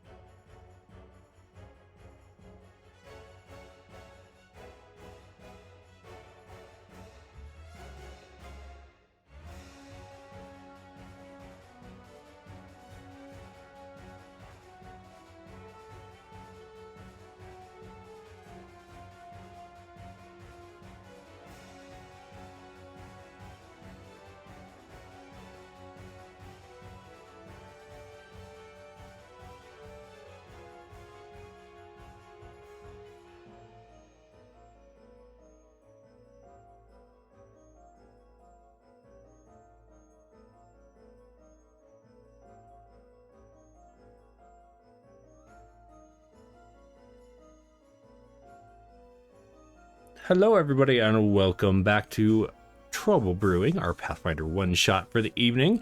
Good to see you all.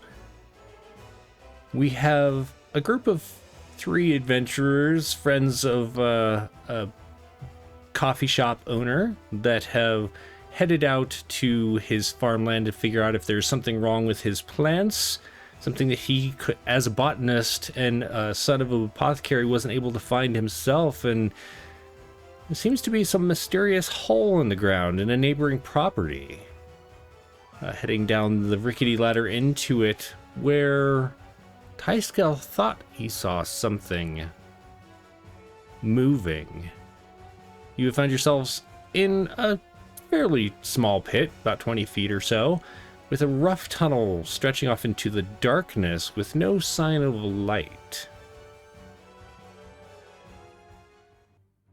What would you all like to do? Wait here a second before we move on. I'm gonna prestidigitate and clean all the mud off my calf and feet and robes. Okay. How did you get so dirty? Running through that field. You literally just climbed down the ladder. How did you get so dirty?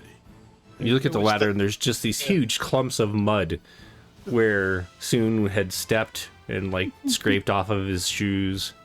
I looked down at both Tiskel and my clothing and was like, how did you get so dirty? I just chose a poor path through the field, it seems. All right. I'm going to suggest, since we don't know what's down that tunnel, that we all go on our guard. And I'm fine down here, but what about you two? What do you mean?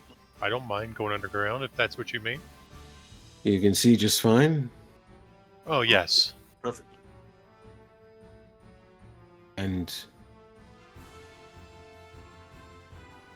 Lord And- Kumasache had relations with my ancestors. Our Oh. family is blessed. Okay, well, that's not what my family calls blessings, so much as couplings, but whatever. You share DNA. Whatever. Do we need light? I think not. Okay, well, If alright. we could all travel fine. I'm not sure that Alistair can see. I have low light vision. Yeah. You do have low light, but you don't have dark vision. Yeah. In Pathfinder, dark vision is just straight up you can see. It's weird. Interesting. Interesting. That case, Jeremy. No! It is quite dark in here. Do you have any of your own torches with which you can illuminate them? No. Pascal hands him a torch. Here, you can have it. I've got more. Why I carry them, I don't understand. But Wonderful. Always You prepared. should. Well, usually they're for distraction more than anything. You were What a- juggling them that one time. Exactly. But I can only do 3. 4 is too many. Singed a finger on trying. So, Sid, just so you know, because you can see normal and dim light, I have set the torch so that you can see, like, you're going to emit light, and you can see all of the range of the torch instead of part of the range of the torch. Right. Okay. With your newly lit torch, you can see that the tunnel heads off towards Nigel's land. what would you like to do? Looking at this tunnel, I mean, does it look like something's burrowed, or does it look that they've actually put in reinforcements, like it's man-made? Why don't you go ahead and make a check called nature? Question mark? Okay. I'd also like to. You said there were crates and barrels. I'd like to take a look at Sure. those. Oh, yeah, I'd much rather that than try to figure out this tunnel. 20. 20. It does look like it's been burrowed out. You're not 100% sure what burrowed it. Like, it doesn't ring any bells. Like, there's some, like, weird patterning to the way that it's been burrowed out. Almost like it's, how would I describe that? Sorry, this is something I should have thought about before the game. Really big earthworm. You would think so, but it's not like that. It's more like inconsistent in the way that it's been burrowed out. And in those crates and barrels, in the barrels are liquid. You notice that there's a cork on each of them, and they've been sealed. And some of the corks are open, and the barrels are empty, and some of them are still sealed. And in the crates, they're mostly empty, but you do see like bits of food stuff left behind. And one crate does have, most of it is still filled with food. Like, it's mostly non-perishable stuffs, like, well, semi-perishable stuffs, like long-lasting fruits, dried meats, breads. I will unseal one of the barrels. Okay. Pull the cork. Give it a sniff. Make a lore check for me. Or nature. Lore's better. Okay. So that's a 13. Is that based off of your... What's your specialty? Sailing. Sailing. Okay. Do you have Does it anything... smell like anything that would be on board a ship? Well, so do you have anything that's like as far as your smuggling for lore or knowledge? Can I also, take No, that's just a background or my class stuff. So Okay. I could roll like a thievery, I guess, or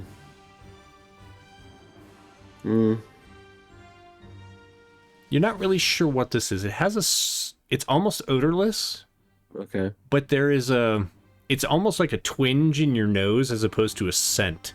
There's this weird feeling, almost like the way when you like alcohol. What's that? Can I sniff it? You can absolutely sniff it. What would you like to roll? You said lore. Will my lore, work for this? Hang on, I'm thinking if there's any reason a laborer would use this for anything. Sure. Great. Huda! Yeah, stay there. 21. 21. Okay, so you sniff it, and it has that same like really high proof alcohol, or like isopropyl or whatever, how it like makes your nose feel weird. But this is lacking like a lot of the smell, and it hits you that there's like a paint and glue remover that you've used before, that the primary ingredient is manticore urine. And this is that same feeling. You're pretty sure this is like a barrel of manticore urine. So I take the cork, right? And I just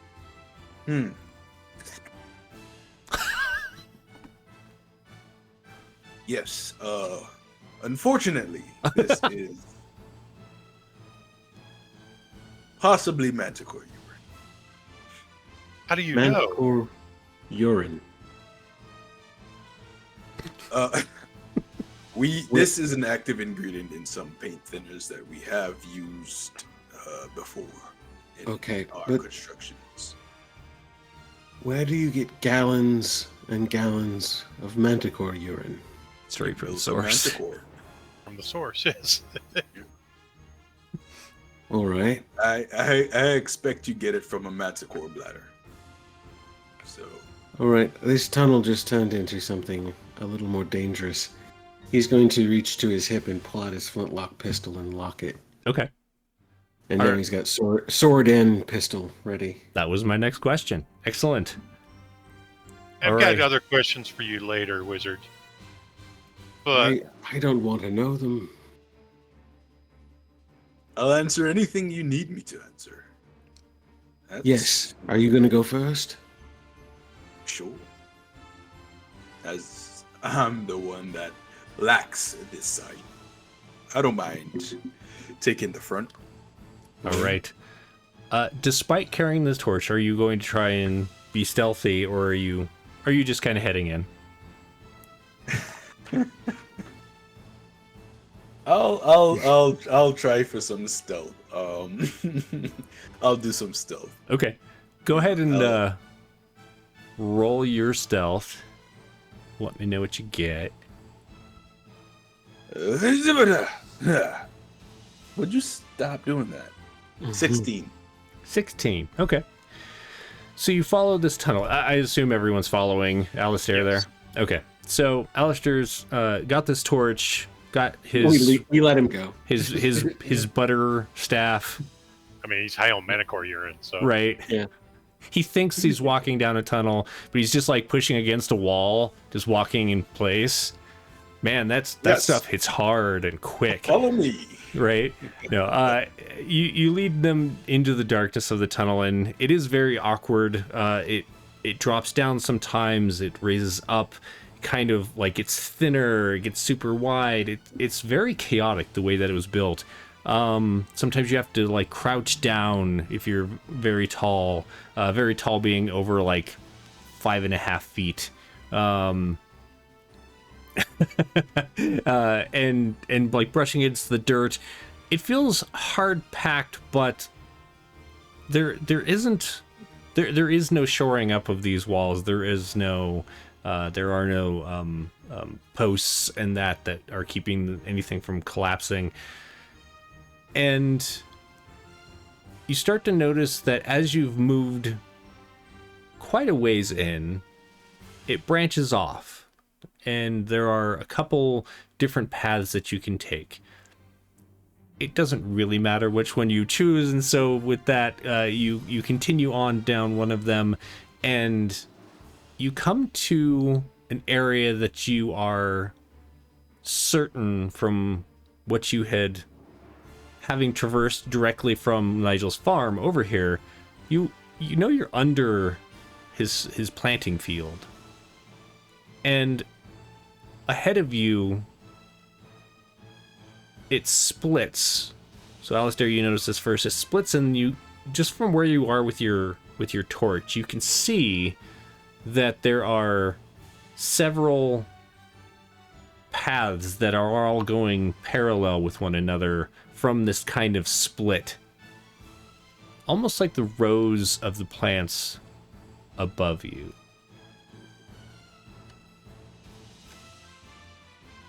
One moment, Alistair.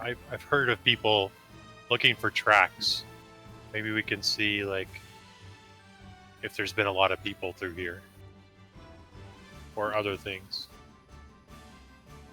Yeah, Very well. I can try. Alright. I do have survival. That is a 12. A 12. With the chaotic way that this has been chewed out, or like burrowed through or whatever, it's hard to tell. You're not seeing any tracks in like footsteps or anything like that. Mm.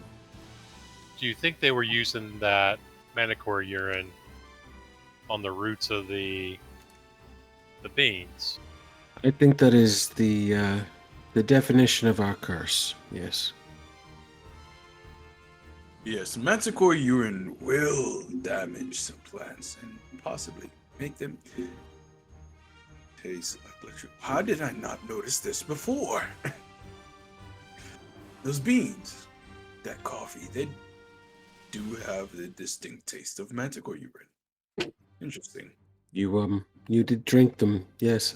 Yeah. I'm kind of glad I didn't have my cup of coffee. I'm sorry for the stones I spread it on.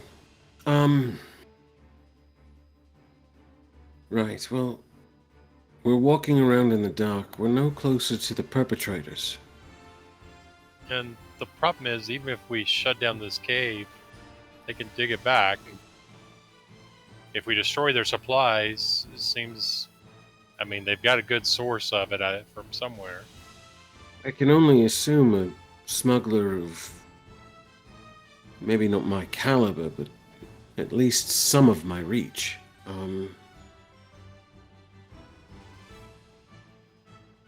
They wouldn't just have a manticore, would they? How fresh was it? How fresh was it? I'm leaving that completely up to you. You are the manticore. You're an expert here. Let's see. Barrel. Cool. Carrying the 5. I'd say.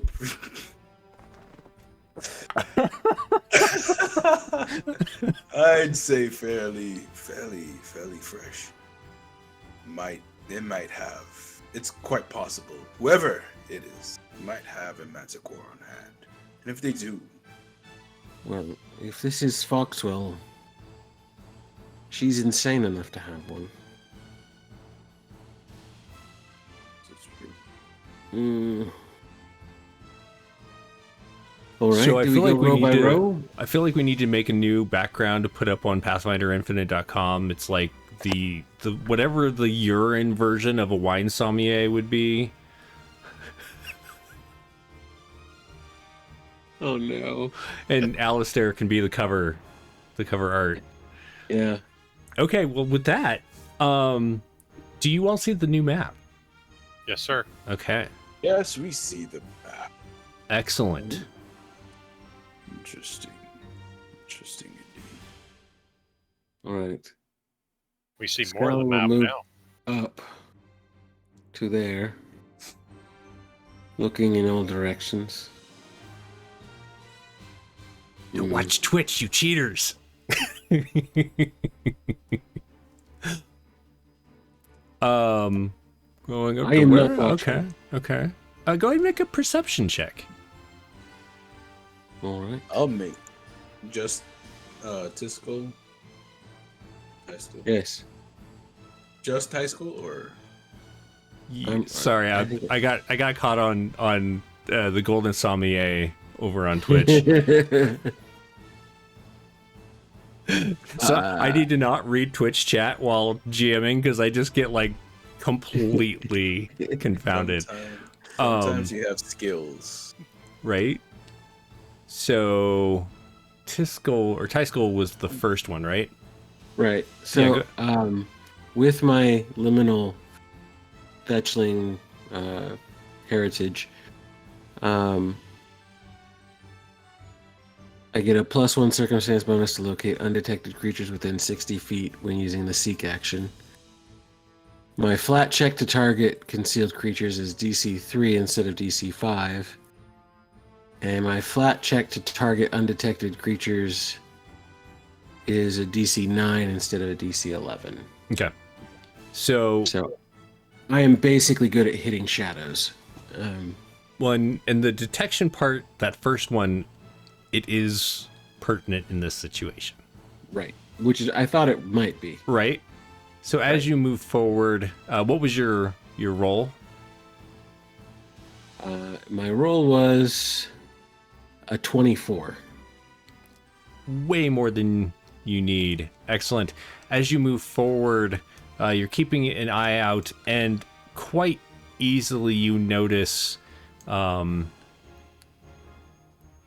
in your dark vision, you know everything is gray, but Right. there's a form that is kind of pushed up against the far right wall. There's almost like a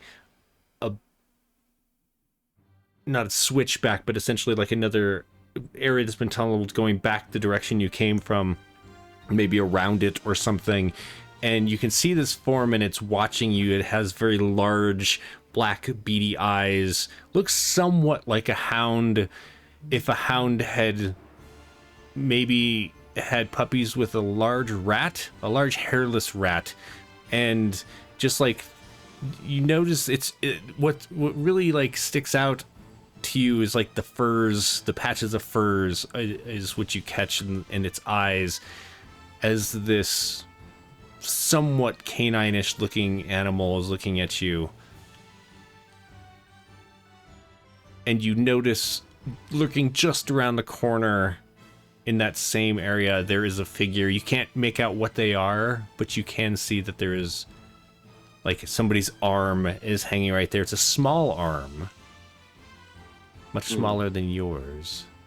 You also notice down the path directly in front of you, there are these dangling strands. The strands are like in barrels. Like, so the strands come down from the earth above and are placed into these open barrels. The barrels aren't as large. It's almost like they've been sawed in half to make two, like a whiskey barrel sawed in half. And that kind of like that burning, weird, tingling sensation kind of permeates the air coming out of there. There might be movement at the end of that tunnel as well. It's hard to make out because of the things blocking it, but you're pretty sure there's something down there as well. So just under his breath, to the other two, Tiscal will say, "Down the path, straight ahead, and I got two here on the right."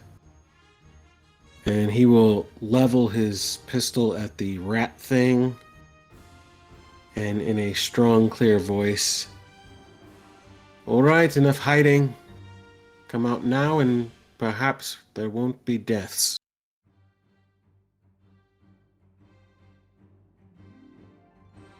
And he'll wait. Okay. I'm going to give Soon and Alistair an option to do something here real quick, if you so choose. Yeah, I'll pause before I say that so that give them a chance to do whatever they're going to do. Wasn't quite sure what he had saw, so I'd be like, "What? What did you see?" I don't know if we see him or not. You do not. Okay. There are shapes around us. Humans? Probably not. Seems like we. I'm looking at a rat thing Ooh, a rat thing. Interesting. and someone else. And Can't really see them. so yeah, I just walk up, can't see, and just slam the staff on the ground. You heard him. Just come on out. You're going to move forward with your torch? Just, yeah, move forward with the torch. You heard him. Come on out, or this will be this, and do not make this any worse than it already is. Yeah, I just move forward with the torchy torch. Yeah. I guess until I could. I'm just. Yeah. Right. Do I want to be in front? No. I just want to stand next to him. All right. So, Tyskull calls out his challenge. Why don't we go ahead and roll initiative? Good heavens. Let's do that. I am shocked to hear that. What? Make sure you are clicking on your token. I don't know if it does the same as it does with D&D 5e, but it won't put you in the initiative tracker if you're not clicked on your token.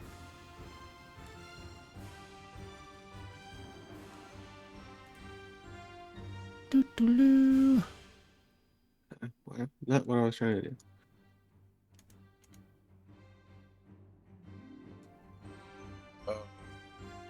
And the initiative is the same thing as Perception.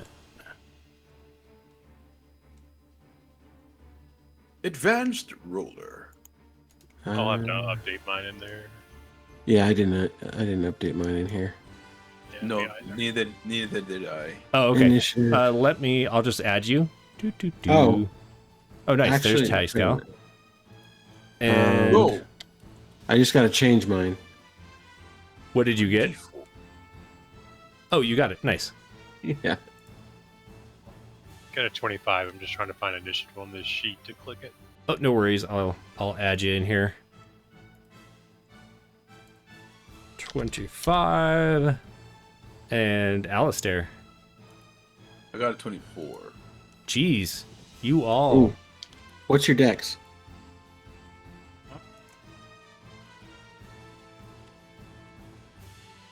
Dex? Yeah. Plus. I have a +2. I have a +4. I win. Oops.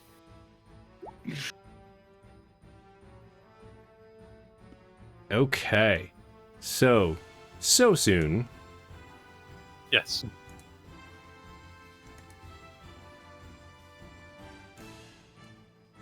There Yeah. we go. There we go. That's it. Okay, so soon you notice that there is the glint of the torchlight off of some figures over to the side. They do have some cover from you as they are on the other side of the wall from where you are, but you know that they're over there. What would you like to do? Do they seem to have weapons in hands that I can see or anything? It's really hard to tell. If anything, you're seeing this like weird rat dog thing, the clearest. It doesn't appear to have weapons, but it does bear some unfortunately wicked looking teeth at you, or rather in your direction. It's growling, I'm assuming, or something like that at us. Yeah, after the light came in, it began growling. All right. Well, let's move up here where I can see it. I'm assuming this is the one you're talking about growling at us. It is.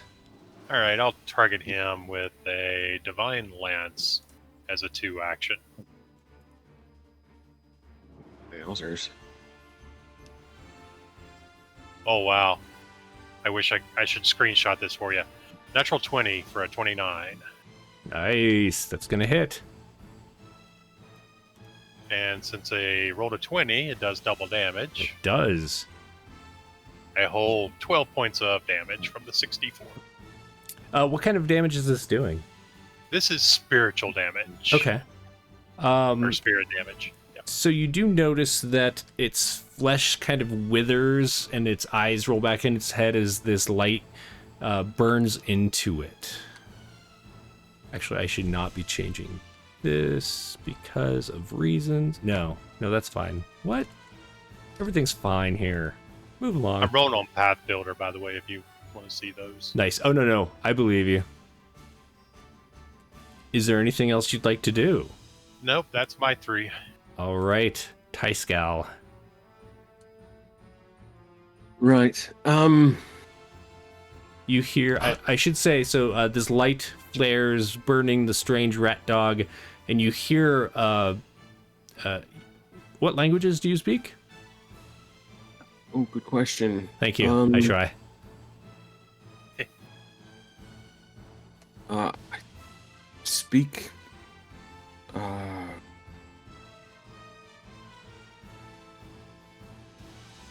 Intelligence modifier. What was it? Oh, right. So my intelligence modifier is 0. So I speak Common and Shadow Tongue. Okay, perfect. You hear a screeching sound that you think was a word come from the person that you can't quite make out as the lance of light hits the strange critter. Right. It's time to do something with flair. So he will race over and stop next to this thing. Okay. As you come around that corner, you can see plainly that there's a goblin in front of you. Right. It is staring at the scorched dog rat, and looks at you with menacing eyes and bares its teeth. And you're pretty sure it just said something about your heritage or something. What would you like to do? I don't normally take umbrage to such foul language, but I'm afraid I'm going to have to put you down. And he's going to attempt a trip.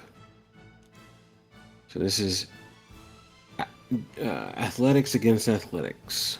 Okay. And he is going to have to beat a... Where? Okay. That was... a 25. Well, with his 9, he fails. Right. So he's going to be tripped, and he can use an action to stand back up again. But what that has done for me is I've tripped him, and I've done it with flair.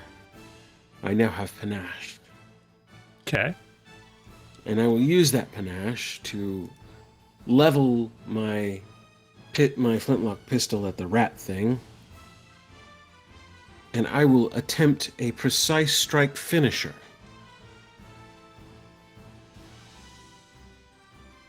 And I will roll the d20 for a dirty 20. That will hit. All right. Damage.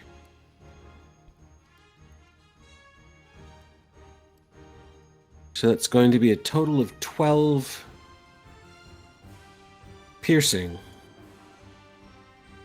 What happens as you kill this creature? Just the top of his head is going to explode. Just and in a flourish, I am going to stow my pistol, turn around, and gently stab the goblin. I should point out that in the heat of things, maybe you didn't notice right away, but there are some more goblins beyond them as you round that corner in your I love it. Your vision. I love it. Yeah, no. There's also another one of those rat dog things. Right. Okay. Better plan. Steps forward. This one's on the ground. This one right here, with his now freed hand, he's going to attempt to grapple. Okay.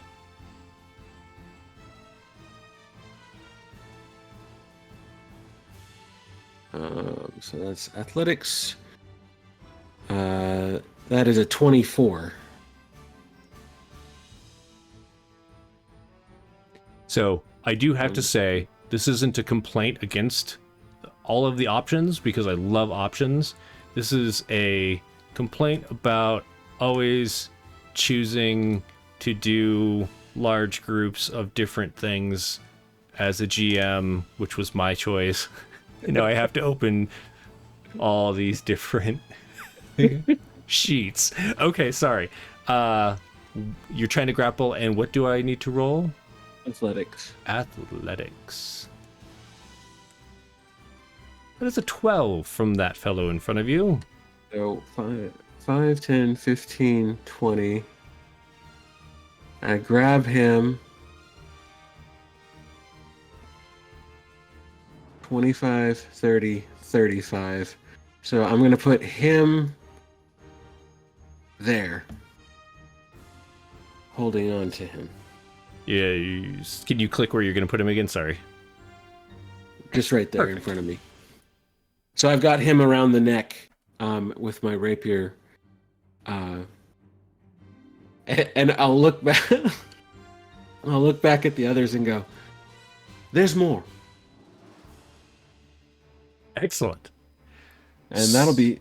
I used all of my movement and my actions. Okay. That brings us to Alistair. So Alistair, Tyskill has shot the rat dog thing. Rat dog. Knocked Rat over dog. what looks like a goblin, because the goblin has fallen out of cover and is prone, and picked up another goblin and is bringing it towards you. What would you like to do?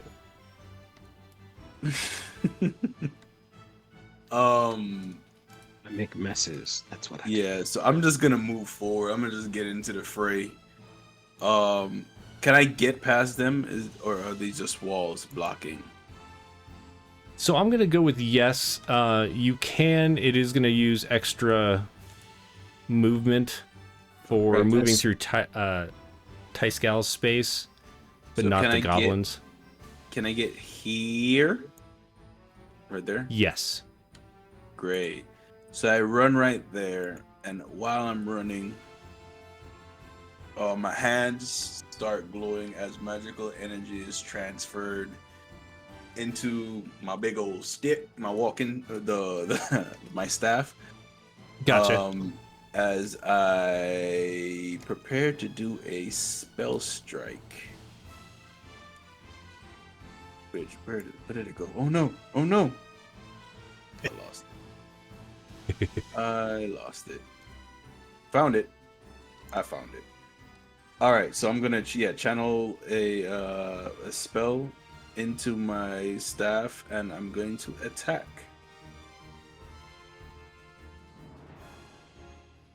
You can attack instead. Make a melee strike. Make a melee strike. So I'm gonna attack this. The one that's on the ground. Okay. Okay. Can you roll it? Correct me if I'm wrong. You have advantage, right? I believe so. Like they didn't get rid of that, and I don't recall reading that for the updated rules that they got rid of advantage. So I'm gonna go with you have advantage.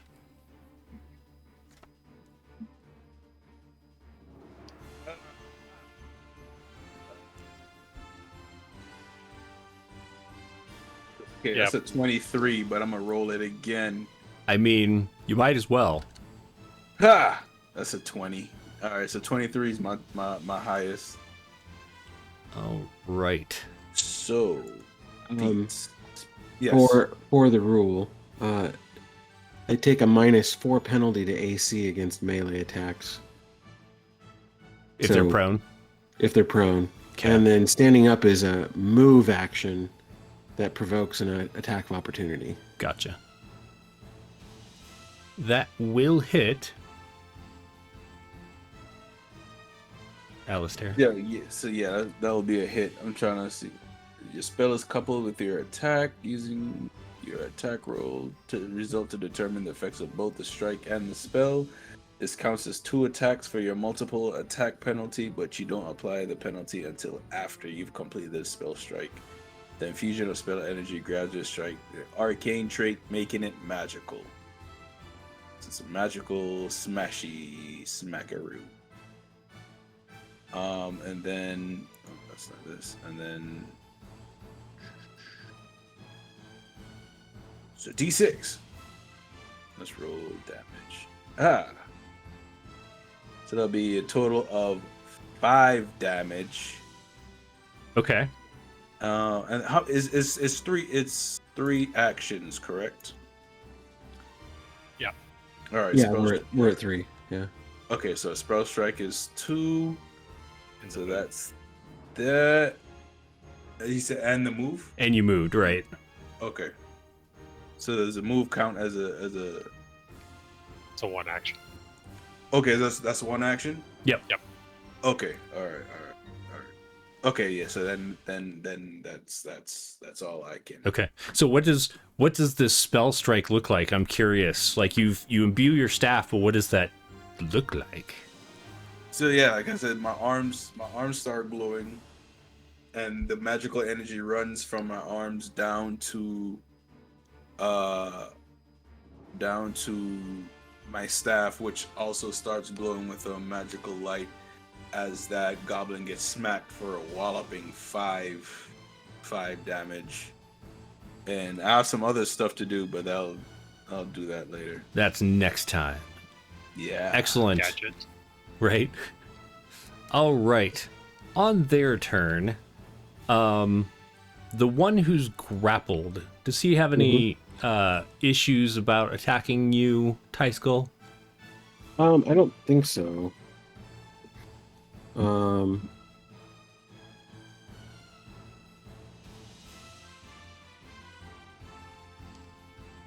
Yeah, so grappling. Well, did you crit? You had a 25 on him earlier, right? Right. And he had a 9. Is that correct? Yeah. So you had a critical success. Mm-hmm. So he's restrained until the end of your next turn. Nice. Right.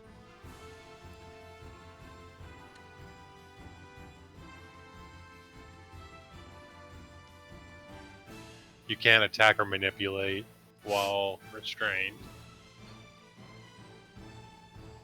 Mm-hmm. So it's weird because he looks at you and he begins like making these noises, and it sounds strange at first until you realize in whatever language he's speaking, he's singing. Singing. No one expects the Goblin Bard. Okay. Well, All right. So what? that was weird. What is your Tyskull and Alistair? What are your will DCs? I'm a +7. +8. Oh, do you want me to roll, Will? You know, I actually don't know. So it's so he He's does targeting. does a performance check against the will DCs. So do you need to roll those separately, or do you have like a No, we have a target number. Okay. It's usually, I think, 10 plus your base, or maybe it's 11.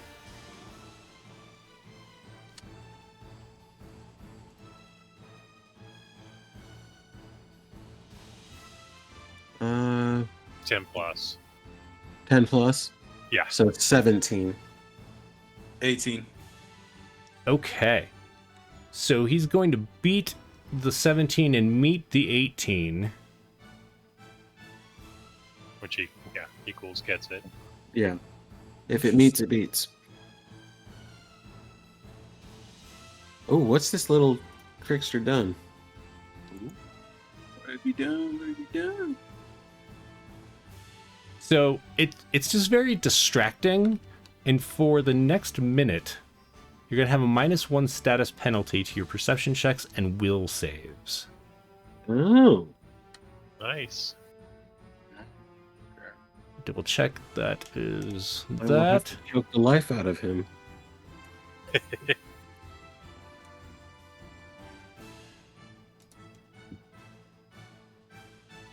You know, seeing all of this, this fellow that's down in next to the dead rat dog raises up a short bow and is going to take a shot at Alistair. Yeah, Alistair jumping in there. Oh, and check that out. Does a 17 hit you?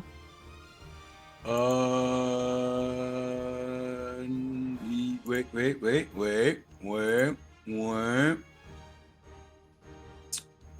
It would, but I'm going to cast. Wait, is this a reaction? Or do I have to wait until What are it's you trying done? Cast shield. No, shield's a 1 action, then it gives Okay. you a reaction. Oh, wow. Okay. So I can't Well, do that. with this amazing roll of 1 damage, Mm-hmm. the arrow kind of slices like through the fur on your ear and scratches it slightly. This You will dog die. runs forward. Accept. He's going to make 2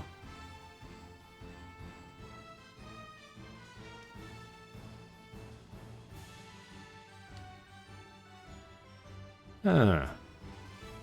Interesting. Oddly enough, this dog runs forward, sits next to you, and begins to scratch itself vigorously. I need you to make a fortitude saving throw. Oh no. Kitsune's got fleas. That's a 23. A 23. You do notice like flakes of skin and maybe some fleas and hair kind of flutter off on you, but you manage to like kind of avoid it for the most part. Doesn't seem to do anything. That is disgusting. But it Why would is you do disgusting. Why would you do something? And hmm.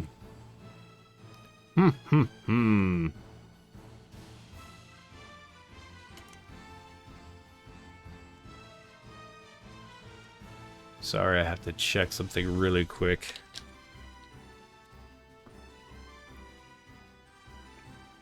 Completely my own fault for putting so many things on here. This one in the furthest from you now, Alistair, looks at you, points, and with the point snaps his finger, and you start getting very warm.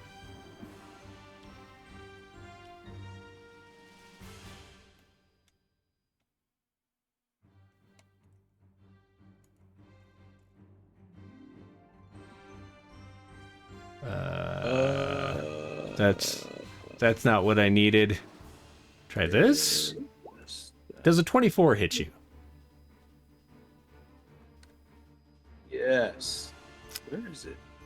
Your fur begins to ignite on fire. You're going to take... Is that a crit? Does it beat it? Is your AC 14? My AC 17. Okay, it's not a crit. I saw the number was red, and I'm like, oh, did it roll a natural 20? So you're going to take 7 fire damage.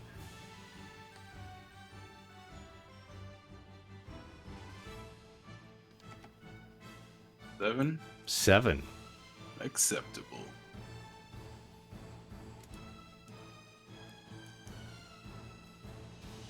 And Our you know, muscle wizard's been caught on fire, had fleas thrown at him, and the bard sung at him. yeah, that sounds about right. Yeah. Okay. Yeah. Yes.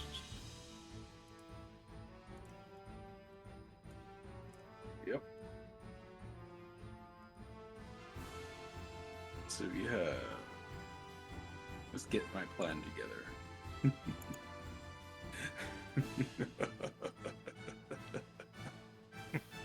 Be prepared.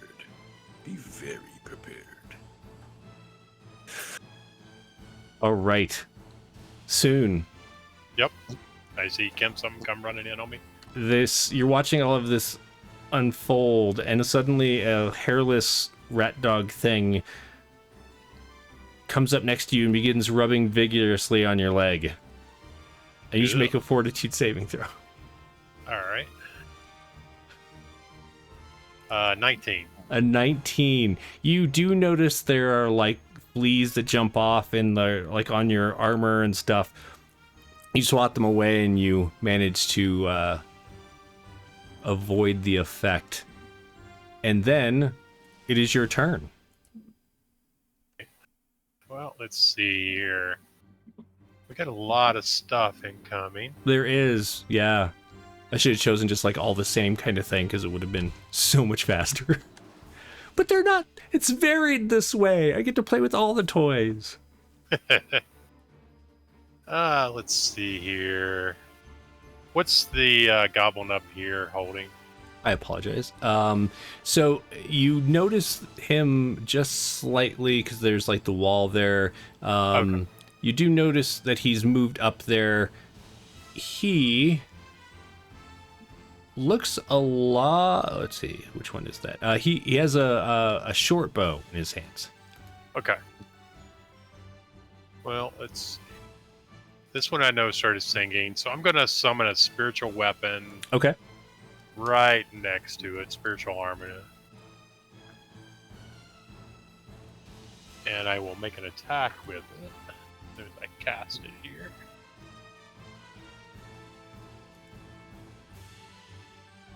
And I'll just roll this because 20 plus 9. 26. Yeah. He's restrained, so that's a -4 armor. Okay. Either way, that hits. Does it And beat his armor by 10? it does. Okay. And you should be able to move that spiritual weapon should you Alright. need to later on.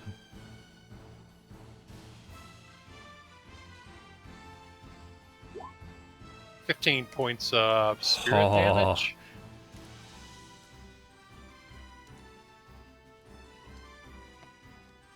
He begins croaking the words out through his blood is like kind of dribbling from his lips. What would you like to do? Let's see. That was a 2 action, so Okay. I will spend my third to cast shield, Okay. and I will be done. What does your shield look like? Oh, mine's like a little like bubble around me. Perfect. All right, Ty-Skull. Right.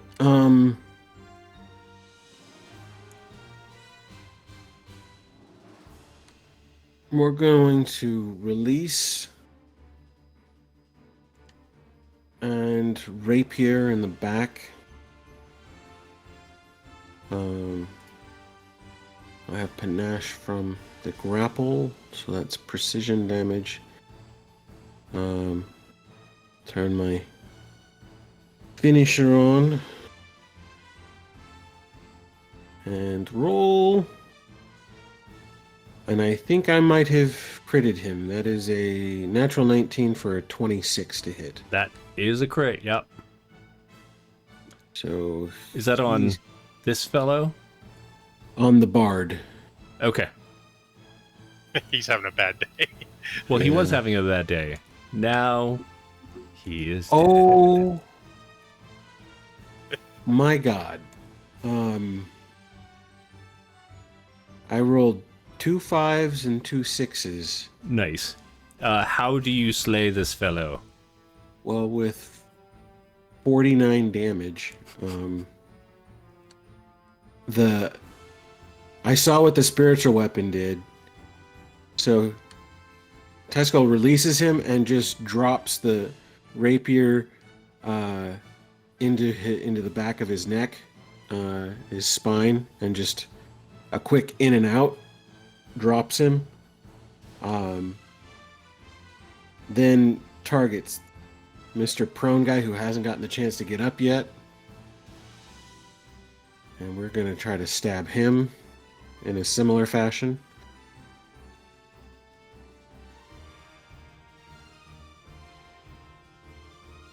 I can take a picture.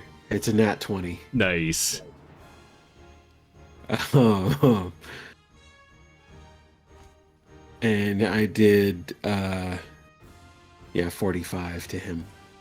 All right. So I'm just going to skewer him right into the ground. And then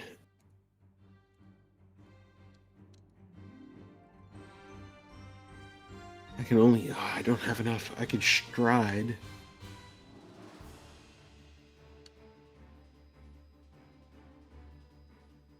No, I will just step to the rat Okay. and use my third turn to attack.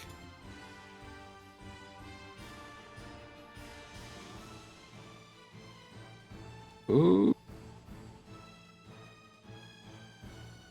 That's a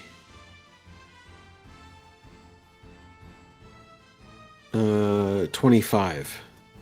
On the rat. Uh-huh. Yes, that will hit.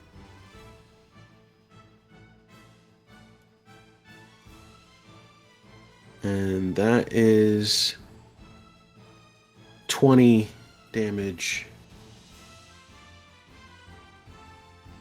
That And will if he... take that one out. Oh, all right. as this whirlwind of destruction named Tyskull moves through. I will finish by pointing my rapier at the mage. My bloody, dripping rapier, point at him, and not say a word, just with my eyes, just, you're next. Okay. Alistair. Yeah, so I'm just gonna move right here, so I could be between, I guess, the mage and this fella. Okay. And then so that's one action thingy, and then what I'm gonna do is cast my conflux spell Ooh. of what is it? Just to make sure I got the right one. Yeah, my conflux spell of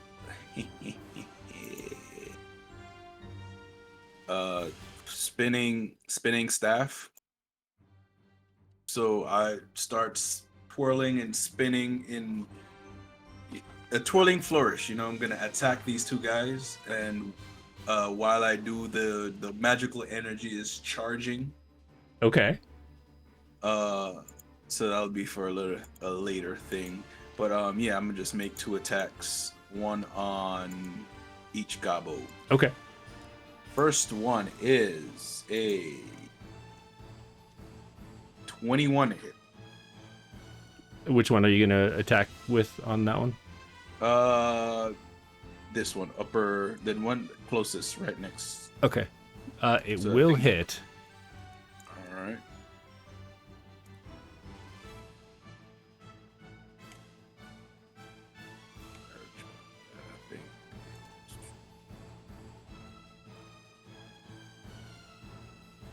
Damage is 4 points, Okay.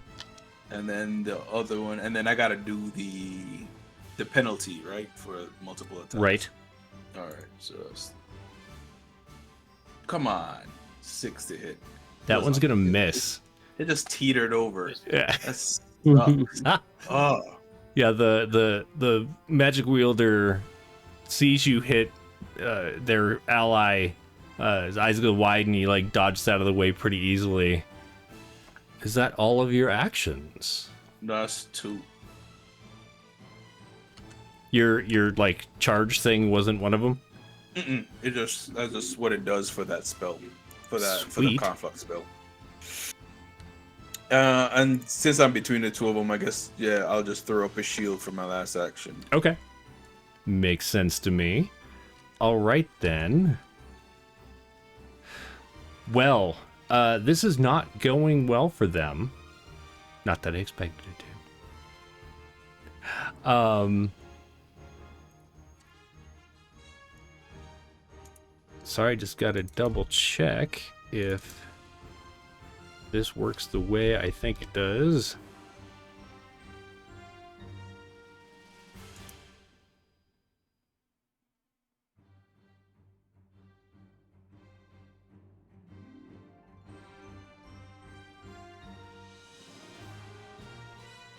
All right, yep. So he's going to step, avoiding your attack of opportunity.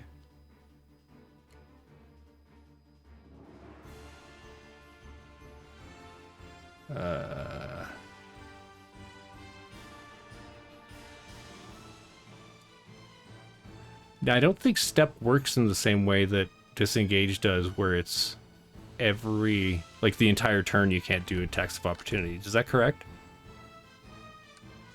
So if he passes Tyskull, then he's gonna get attacked. I believe so. Well, he's gonna risk it. He gets he goes ahead and passes, climbs over his dead friend there, and tries to move past Tyskull. Do you want to use your reaction?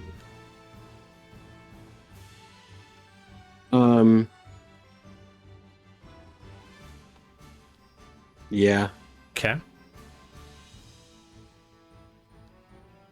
I used my finisher, so I need... Oh, I need panache. Panache. I think I can... Can I do it as... So many options. No, I need to do it as an action. Never mind. Okay, so you cannot. This is just a regular stab. Oh, okay, gotcha.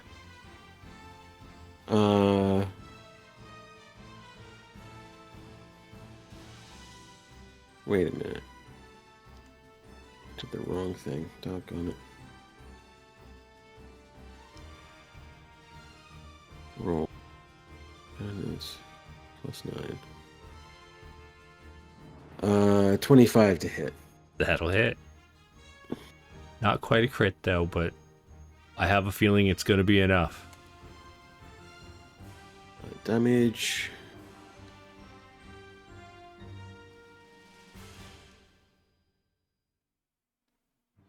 Is a 5. That's enough. So soon you see this goblin come around the corner, looking back at the carnage that's been left behind. He sees you, but doesn't seem to like. He doesn't slow down, and then all of a sudden, glut, from the shadow, this rapier runs in through the neck.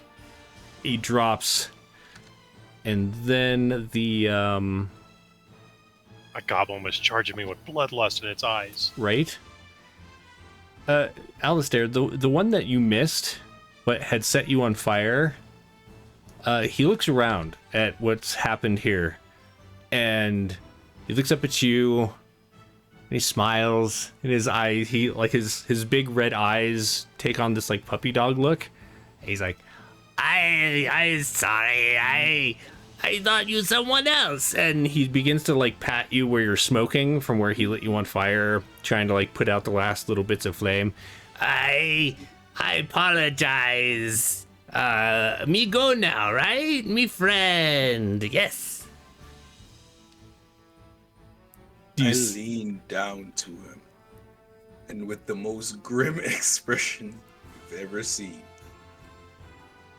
I'm afraid the time for apologies has long passed.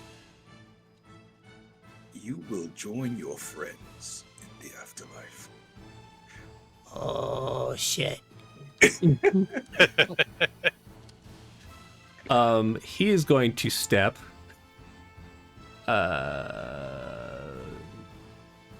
Yeah, he's gonna have to do to keep going. He's gonna get a Tyskull. Actually, Tyskull, you've used your reaction, right? Yes. So he gets past you.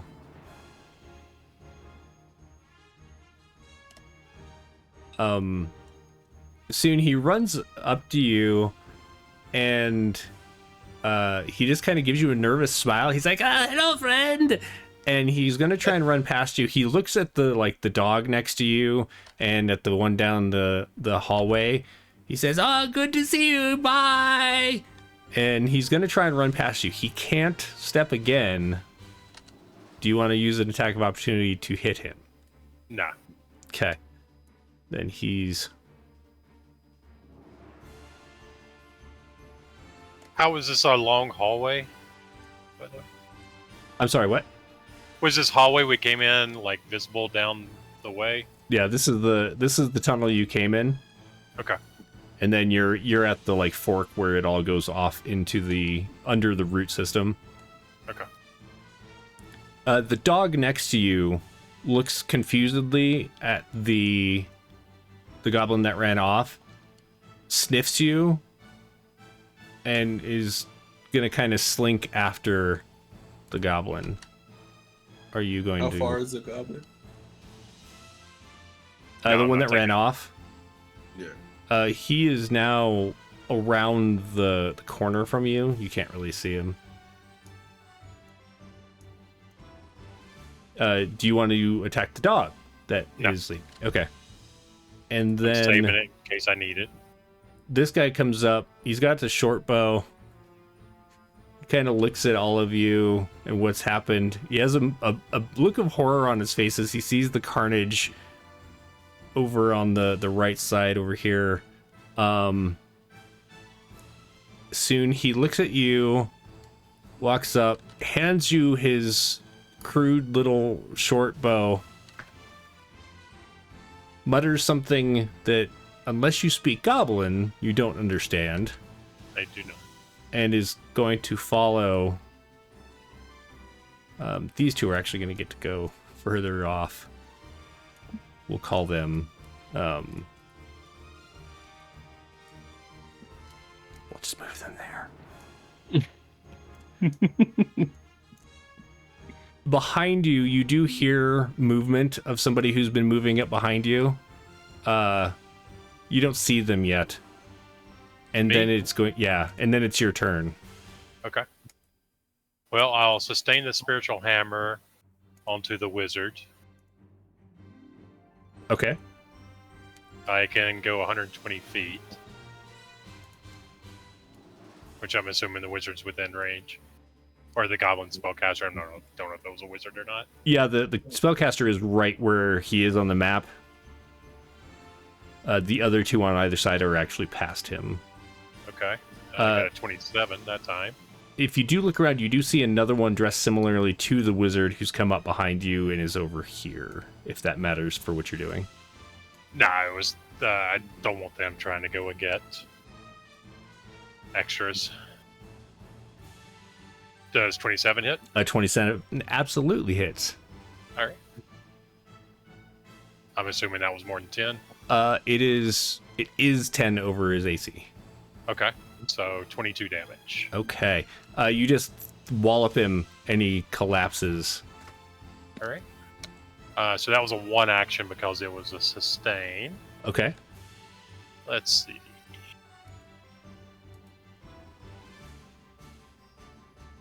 Yeah, I'll try to use Divine Lance with the multi-attack penalty. I guess on the... probably the wizard here that seems to be coming up behind me. Okay. And that'd be a 6. The 6 is going to miss. Yep, and that's my 3. Okay. That brings us to Tyskull. Who's gonna poke his head out around here? Take a step. I guess he only sees this one goblin, right? He does, yep.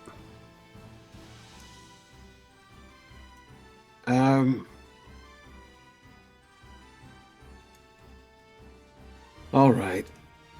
Strides over. And I guess grapple is... I read it again. It's not opposing rolls. I'm trying to beat his fortitude DC. Okay. So whatever that is... when I roll athletics...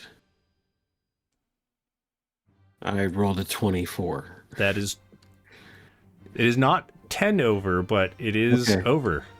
So he's just grabbed and restrained. He's not not restrained. He's just grappled. Just grappled. Okay, we will do. Yeah. So I'll just with my free hand grab him, and I'll use my last action to attempt to. I'm not very good at intimidating, but I'm gonna try. Okay. I mean, if he had seen you kill all of his companions, right? So Tyskull's just gonna say, "Who do you work for in common?" Okay. He blinks his big red eyes. I work for clan. More. I'll shake him. Go ahead and roll an intimidation check. So it was a dirty 20. Okay.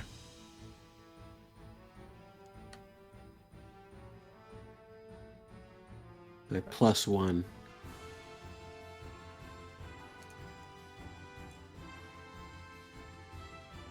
Yeah, his his will is pretty crappy. It just takes that extra nudge, and he's like, Oh, the lady hire us. The lady with the hot brown morning potion. Right. Okay. Well, I guess I'll just hold on to you for now. You let me go. I no tell anyone that you be here. Or you tell everyone what you just told me. No, I don't tell anyone. No one knows anything. so we could actually does it go matter if we out. keep him alive? We could go out of initiative unless you want to hunt down the two that fled. Oh. Yeah, I want to hunt him down. Or I told him he's gonna die, then he ran. Why would you do that? Stay here and let me kill you. Oh no, that one died. That one died. Yeah. Oh, Yeah. One hit wonder over here was just like bashed his skull in. If you want to run after him, you can go ahead. I'm not actually sure that Tyskull or Alistair saw those two. I have no idea that they're... Yeah, because they came running. from the other tunnel up. I've got like a goblin short bow in my hand. Yeah. Treasure. That is your payment. That is your payment for helping out Nigel. So do you want to go off initiative? Wizard. Yeah. Okay. Let's go beat up this wizard. Come here a second, Alistair. Burnt me. Just punch him in the gut. Different wizard, but they look kind of the same. They all Same look the token. same. Your friend burnt me. Right? Punch him in the gut. Your token looks like someone who burnt me once. I'll use a first level heal, a 2 action one to heal Alistair. Oh, nice. 1d8 plus 8. Alistair, For when did you 15. get hurt? I got attacked like 7 times and No, I only I- lost 8 hit points. No, I know. Goblins, man. Goblins. How much did I heal? 15? Yeah, Yeah. Didn't need none of it. It's just some of it. it's just Tyskull teasing you, going, "How did you get hurt?" Yeah, you got a few patches that they burnt out of you there. Like 35 goblins just ran up this. Did you not see the goblins? I was busy stepping over their bodies. True. Very true. So do we keep this one? Sure, we can.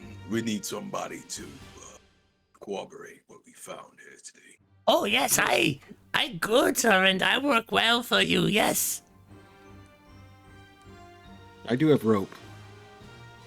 What's in the rest of the tunnels? Good question. What do you mean? Well, there's a bunch of tunnels down there that we haven't been down.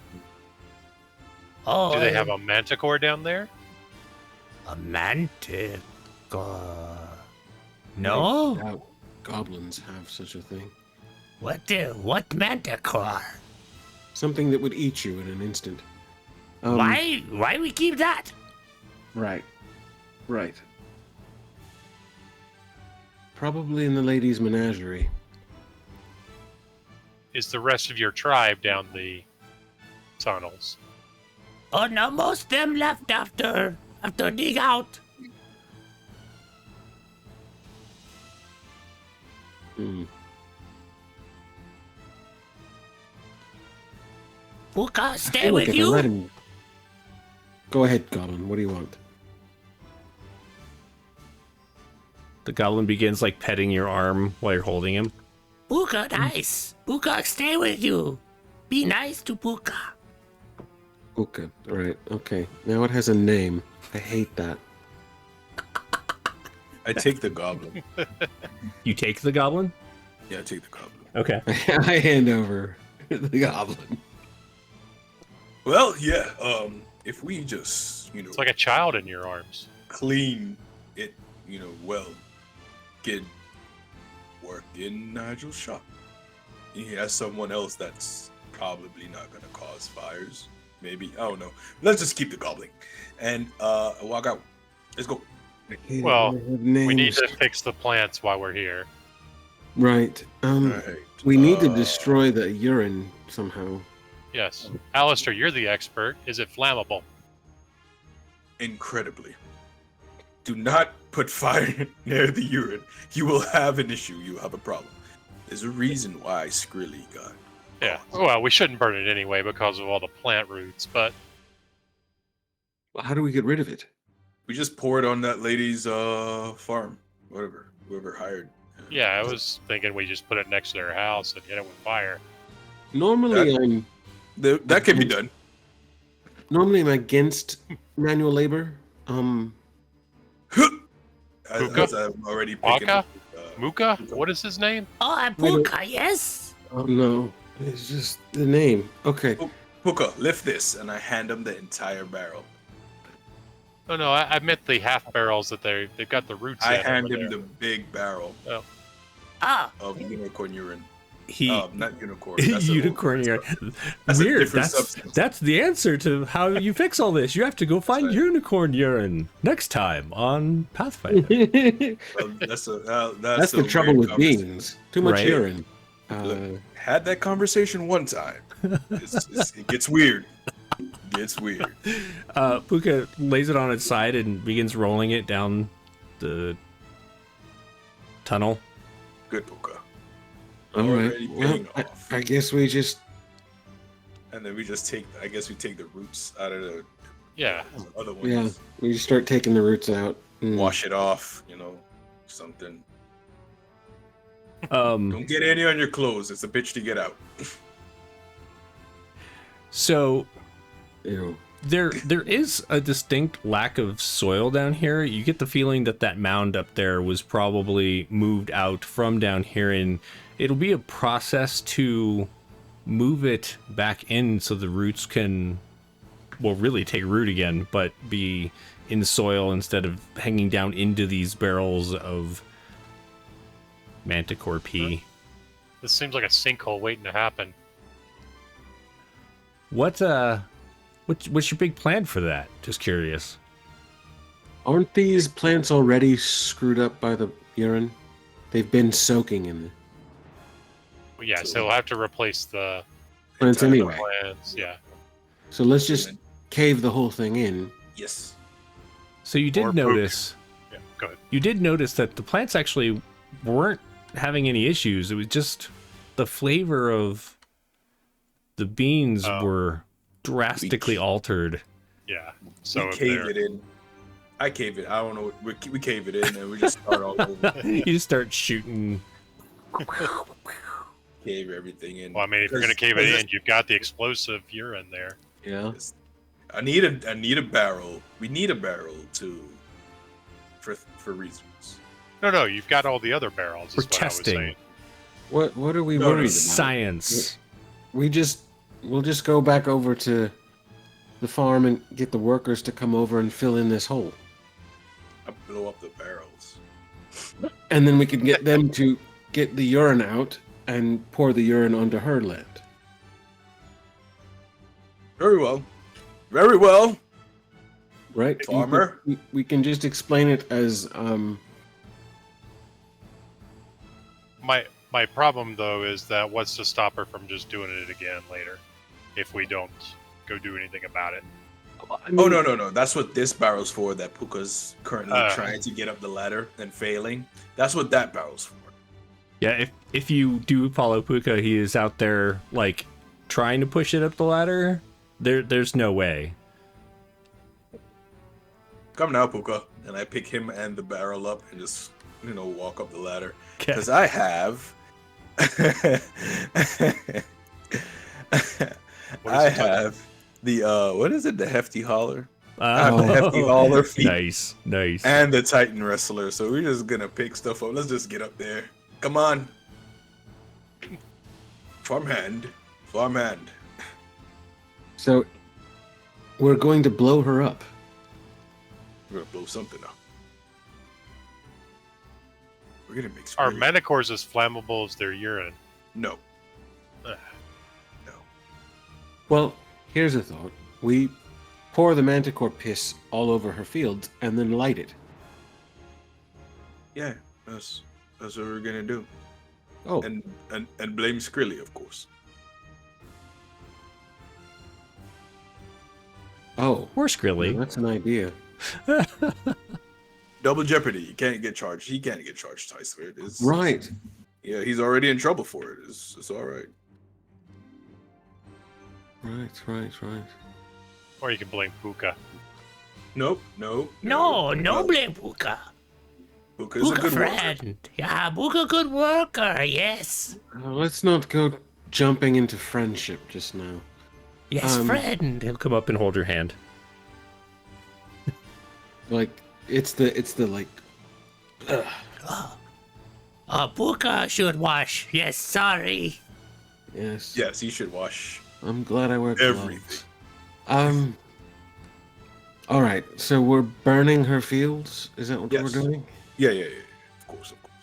Yes. not Puka do wondering. like to burn things.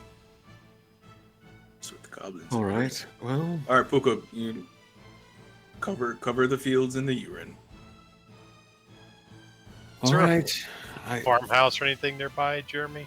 Like, What's that?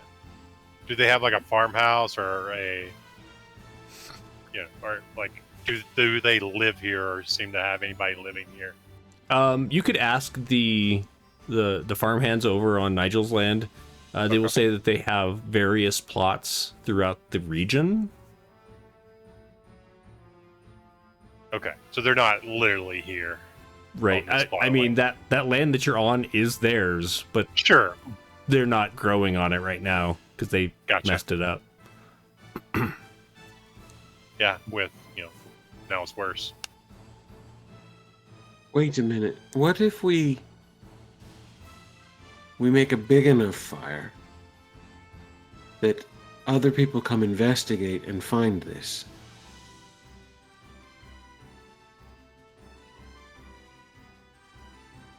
I mean, either way, we have to bring some kind of evidence back. I believe Puka can speak to the hiring at least. Right. I just, believing. Not that there's anything wrong with being a goblin, but believing a goblin. Yeah. You believe me, friend, right? Yes, friend. Again, the friend is very early in this mode, whatever we're in.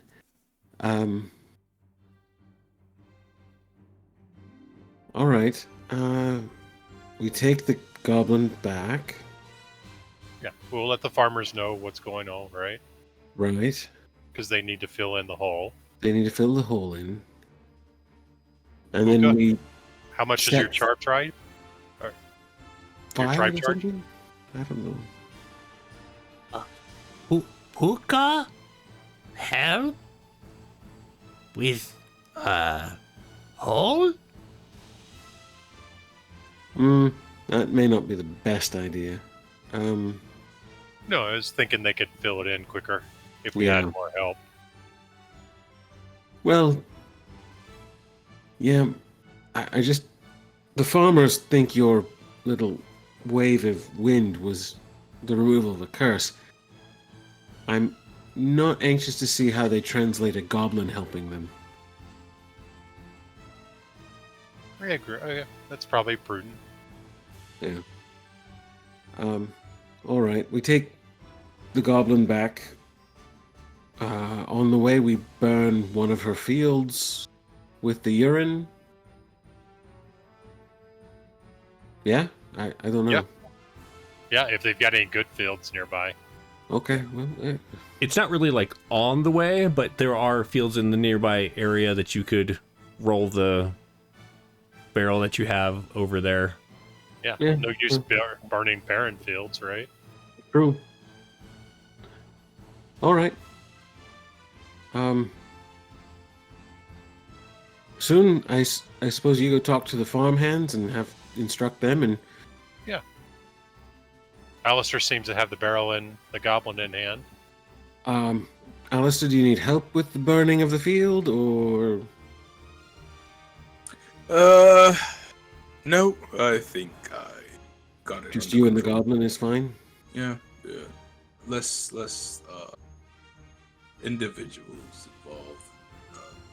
Right. The Okay. less of the Well, chance of getting caught. All fair. right, so Good point. Alistair is going to take Puka and this barrel of urine and go attempt to burn a field. What are the other two doing? I'm going to go talk to the farm hands, instruct them what they need to do to help correct the coffee beans. And As you've been thinking about all of this, you realize soon you realize that it is likely that the same method that you used, or rather that you helped Nigel to use in creating the fertile field that his farm is now on, could probably be used in this. So the earth that's like replaced under there should be treated with the Cthulhu poop. And you actually remember that he bought like an overstock of Cthulhu poop. It's probably dry now. It might need to be like dampened. You really don't want to be around for that. That's why we're instructing the farm hands. Right. But likely with the removal of the barrels of manticore urine and using the Cthulhu poop as fertilizer, it should clear up things. Probably the beans that are currently growing are obviously not going to Useless. right. So it will require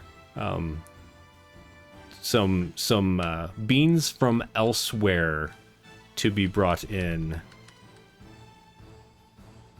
For a time, yeah. Until these Right. get to growing well again. so that's what I will be doing. I will go down to the docks and start organizing an influx of beans that don't taste of monster piss. Yeah.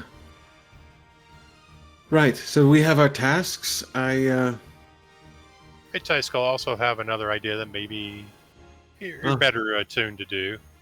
If Perhaps, there are other farms that they own around here, they right. were probably involved in this. And unless they want to be held responsible, they could provide beans to our friend for a while. I would rather steal what I could steal. Okay. Guilt is often followed by revenge. They probably have a So- storehouse around here that we could Now Borrow you're from. thinking. Now you're thinking. Yes, I shall find their stores. Perhaps some of the inventory will go missing. So and a horse and a cart. while Tyskull heads off to replenish Nigel's beans, what is Soon going to do? I'm heading over to talk to the farmers and give them the instructions and help them get started on correcting things, Okay. overseeing, being a middle manager. Perfect. Well, some good corporate planning there. So as the sun sets, we see Alistair, his singed fur mostly now replenished by the magic that healed him, carrying this barrel of manticore urine down the trail as the little goblin next to him is walking next to him. Up. No. Up. No. Up. No. Up. Bye.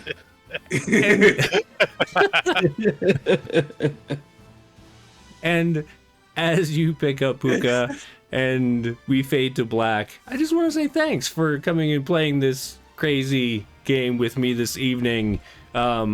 and doing the first Pathfinder show on here, which I'm sure viewers could tell that was the case, considering we were like, okay, rules, Do this, and right? that thing stuff. happens, and I'm definitely one of the people that like, I really like reading the rule books and everything, but it's not until I play it several times that I'm like, okay, that clicks. Yep. So That makes sense. this is the That's how that first in that step. So thank you all. Why don't we do a round of outroductions as we finish things up here. We're going to change our music over. And then we'll draw to see who wins the coffee. Just real quick, if you haven't joined to possibly win the free coffee, you can type !ticket to be entered in to do that, as we are sponsored by Homebrew Coffee and Company this evening. Which way did we go originally? I feel like maybe Tim was last, or Tim was first? no, last. Okay, so this time, Tim, why don't you tell us about yourself and what you have coming up? Oh, what do I have coming up? I can plug a few things. So, Nice. I had forgotten one of the other places that I'm showing up on podcasts over on the aptly named Three Besties and a Guestie. Nice. Silly name and wonderful people. We're also doing like a podcast drama, so that's going on, sci-fi drama. It's a lot of fun. Awesome. You can tune into the episodes that I am playing a cat. Excellent. Is it a so- game or is it a like a It's like a radio drama. kind of nice? thing. That's awesome. Yeah, Ton of fun. Really cool.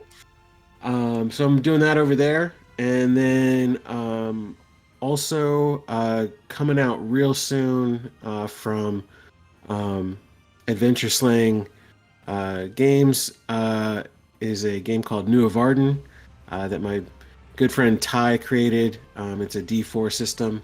It's Fun. an exploration kind of adventure versus actual combat kind of game. It's really a lot of fun. So that'll be coming out. Look for that soon. I don't know when it hits Kickstarter, but Gotcha. pretty soon. Nice. I love all these games that are coming out that use dice that don't get used all that often, like Right. the D4 or the D12. Awesome. I believe that brings us to Sid. Yeah, it's my turn. Before I do my outro, just want you to know 3 months later, when we in the prologue, when we fade back in, Puka is clean, well shaven, speaks perfect common, and he's just jacked, just mad, just super Nice. jacked up because we do work, we labor around here, physical labor. Let's go. You know, on Mondays I do Miniature Monday, and I make minis often based on the games that we're playing here on the channel. So I'm gonna have to do the pre this adventure Puka and the 3 months in the future Puka probably this coming Monday. Super big. I love it. Huge for a goblin, and just doing odd jobs around the town. Perfect common. But Yes, I'm quite. yes indeed. A lot of bacne from all those steroids. Right. No steroids, it's all natural, man. We lift rocks. I'm Sid. You can find me on the interwebs at _Sundance Sid, and here on this channel, because I'm always here. I love it here. It's great.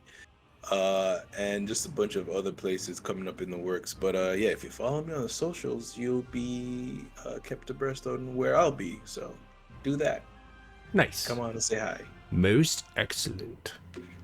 And last but not least, I believe that brings us to me. No, just kidding. Jason. Yeah, I mean, you catch me here quite a bit. Actually, tomorrow night, I'll be back here with Jeremy and myself and a couple others playing Daggerheart. More We're about to get goblins. to our- More, goblins. more potential diseases being spread. Mind controlling spores. Right. I mean, the fungal got a fungal, man. That's right. So it should be a lot of fun. We're going to hit our first combat, it looks like, tomorrow. So Unless we, work our way around it. We'll see how that goes. yeah, Never let the DM know what's going to happen. for sure. Hopefully, I don't know if she's watching or not, but we'll come up with some good plans. Yeah, definitely. Awesome. It should be a lot of fun. Thank you all. I definitely appreciate you being here tonight and taking part of this game. Excuse me. I am starting to lose my voice, so we should probably call it for the night. Let's see. If you aren't already, please head over to YouTube and follow the channel over there, trying to hit our 500 follower mark.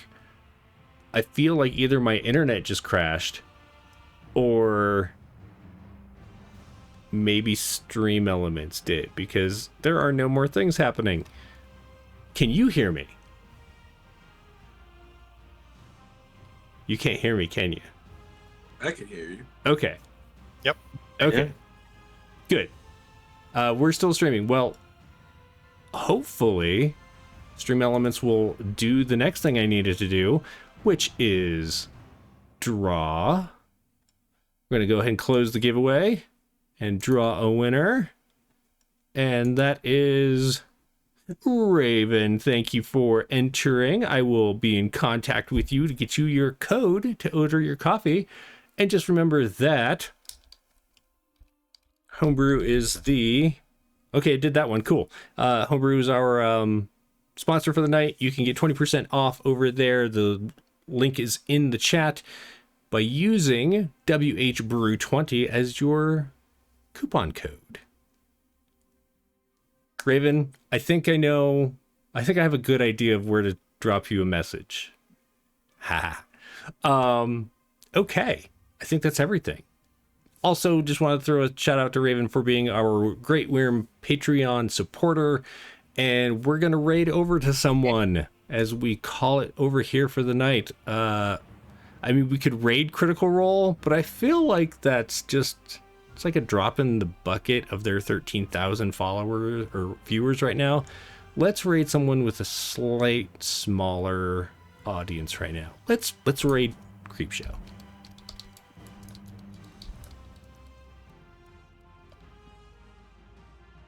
Thank you all so much for watching. We will see you tomorrow night for Daggerheart. Thanks for watching, and we will see you later. Take care, everybody.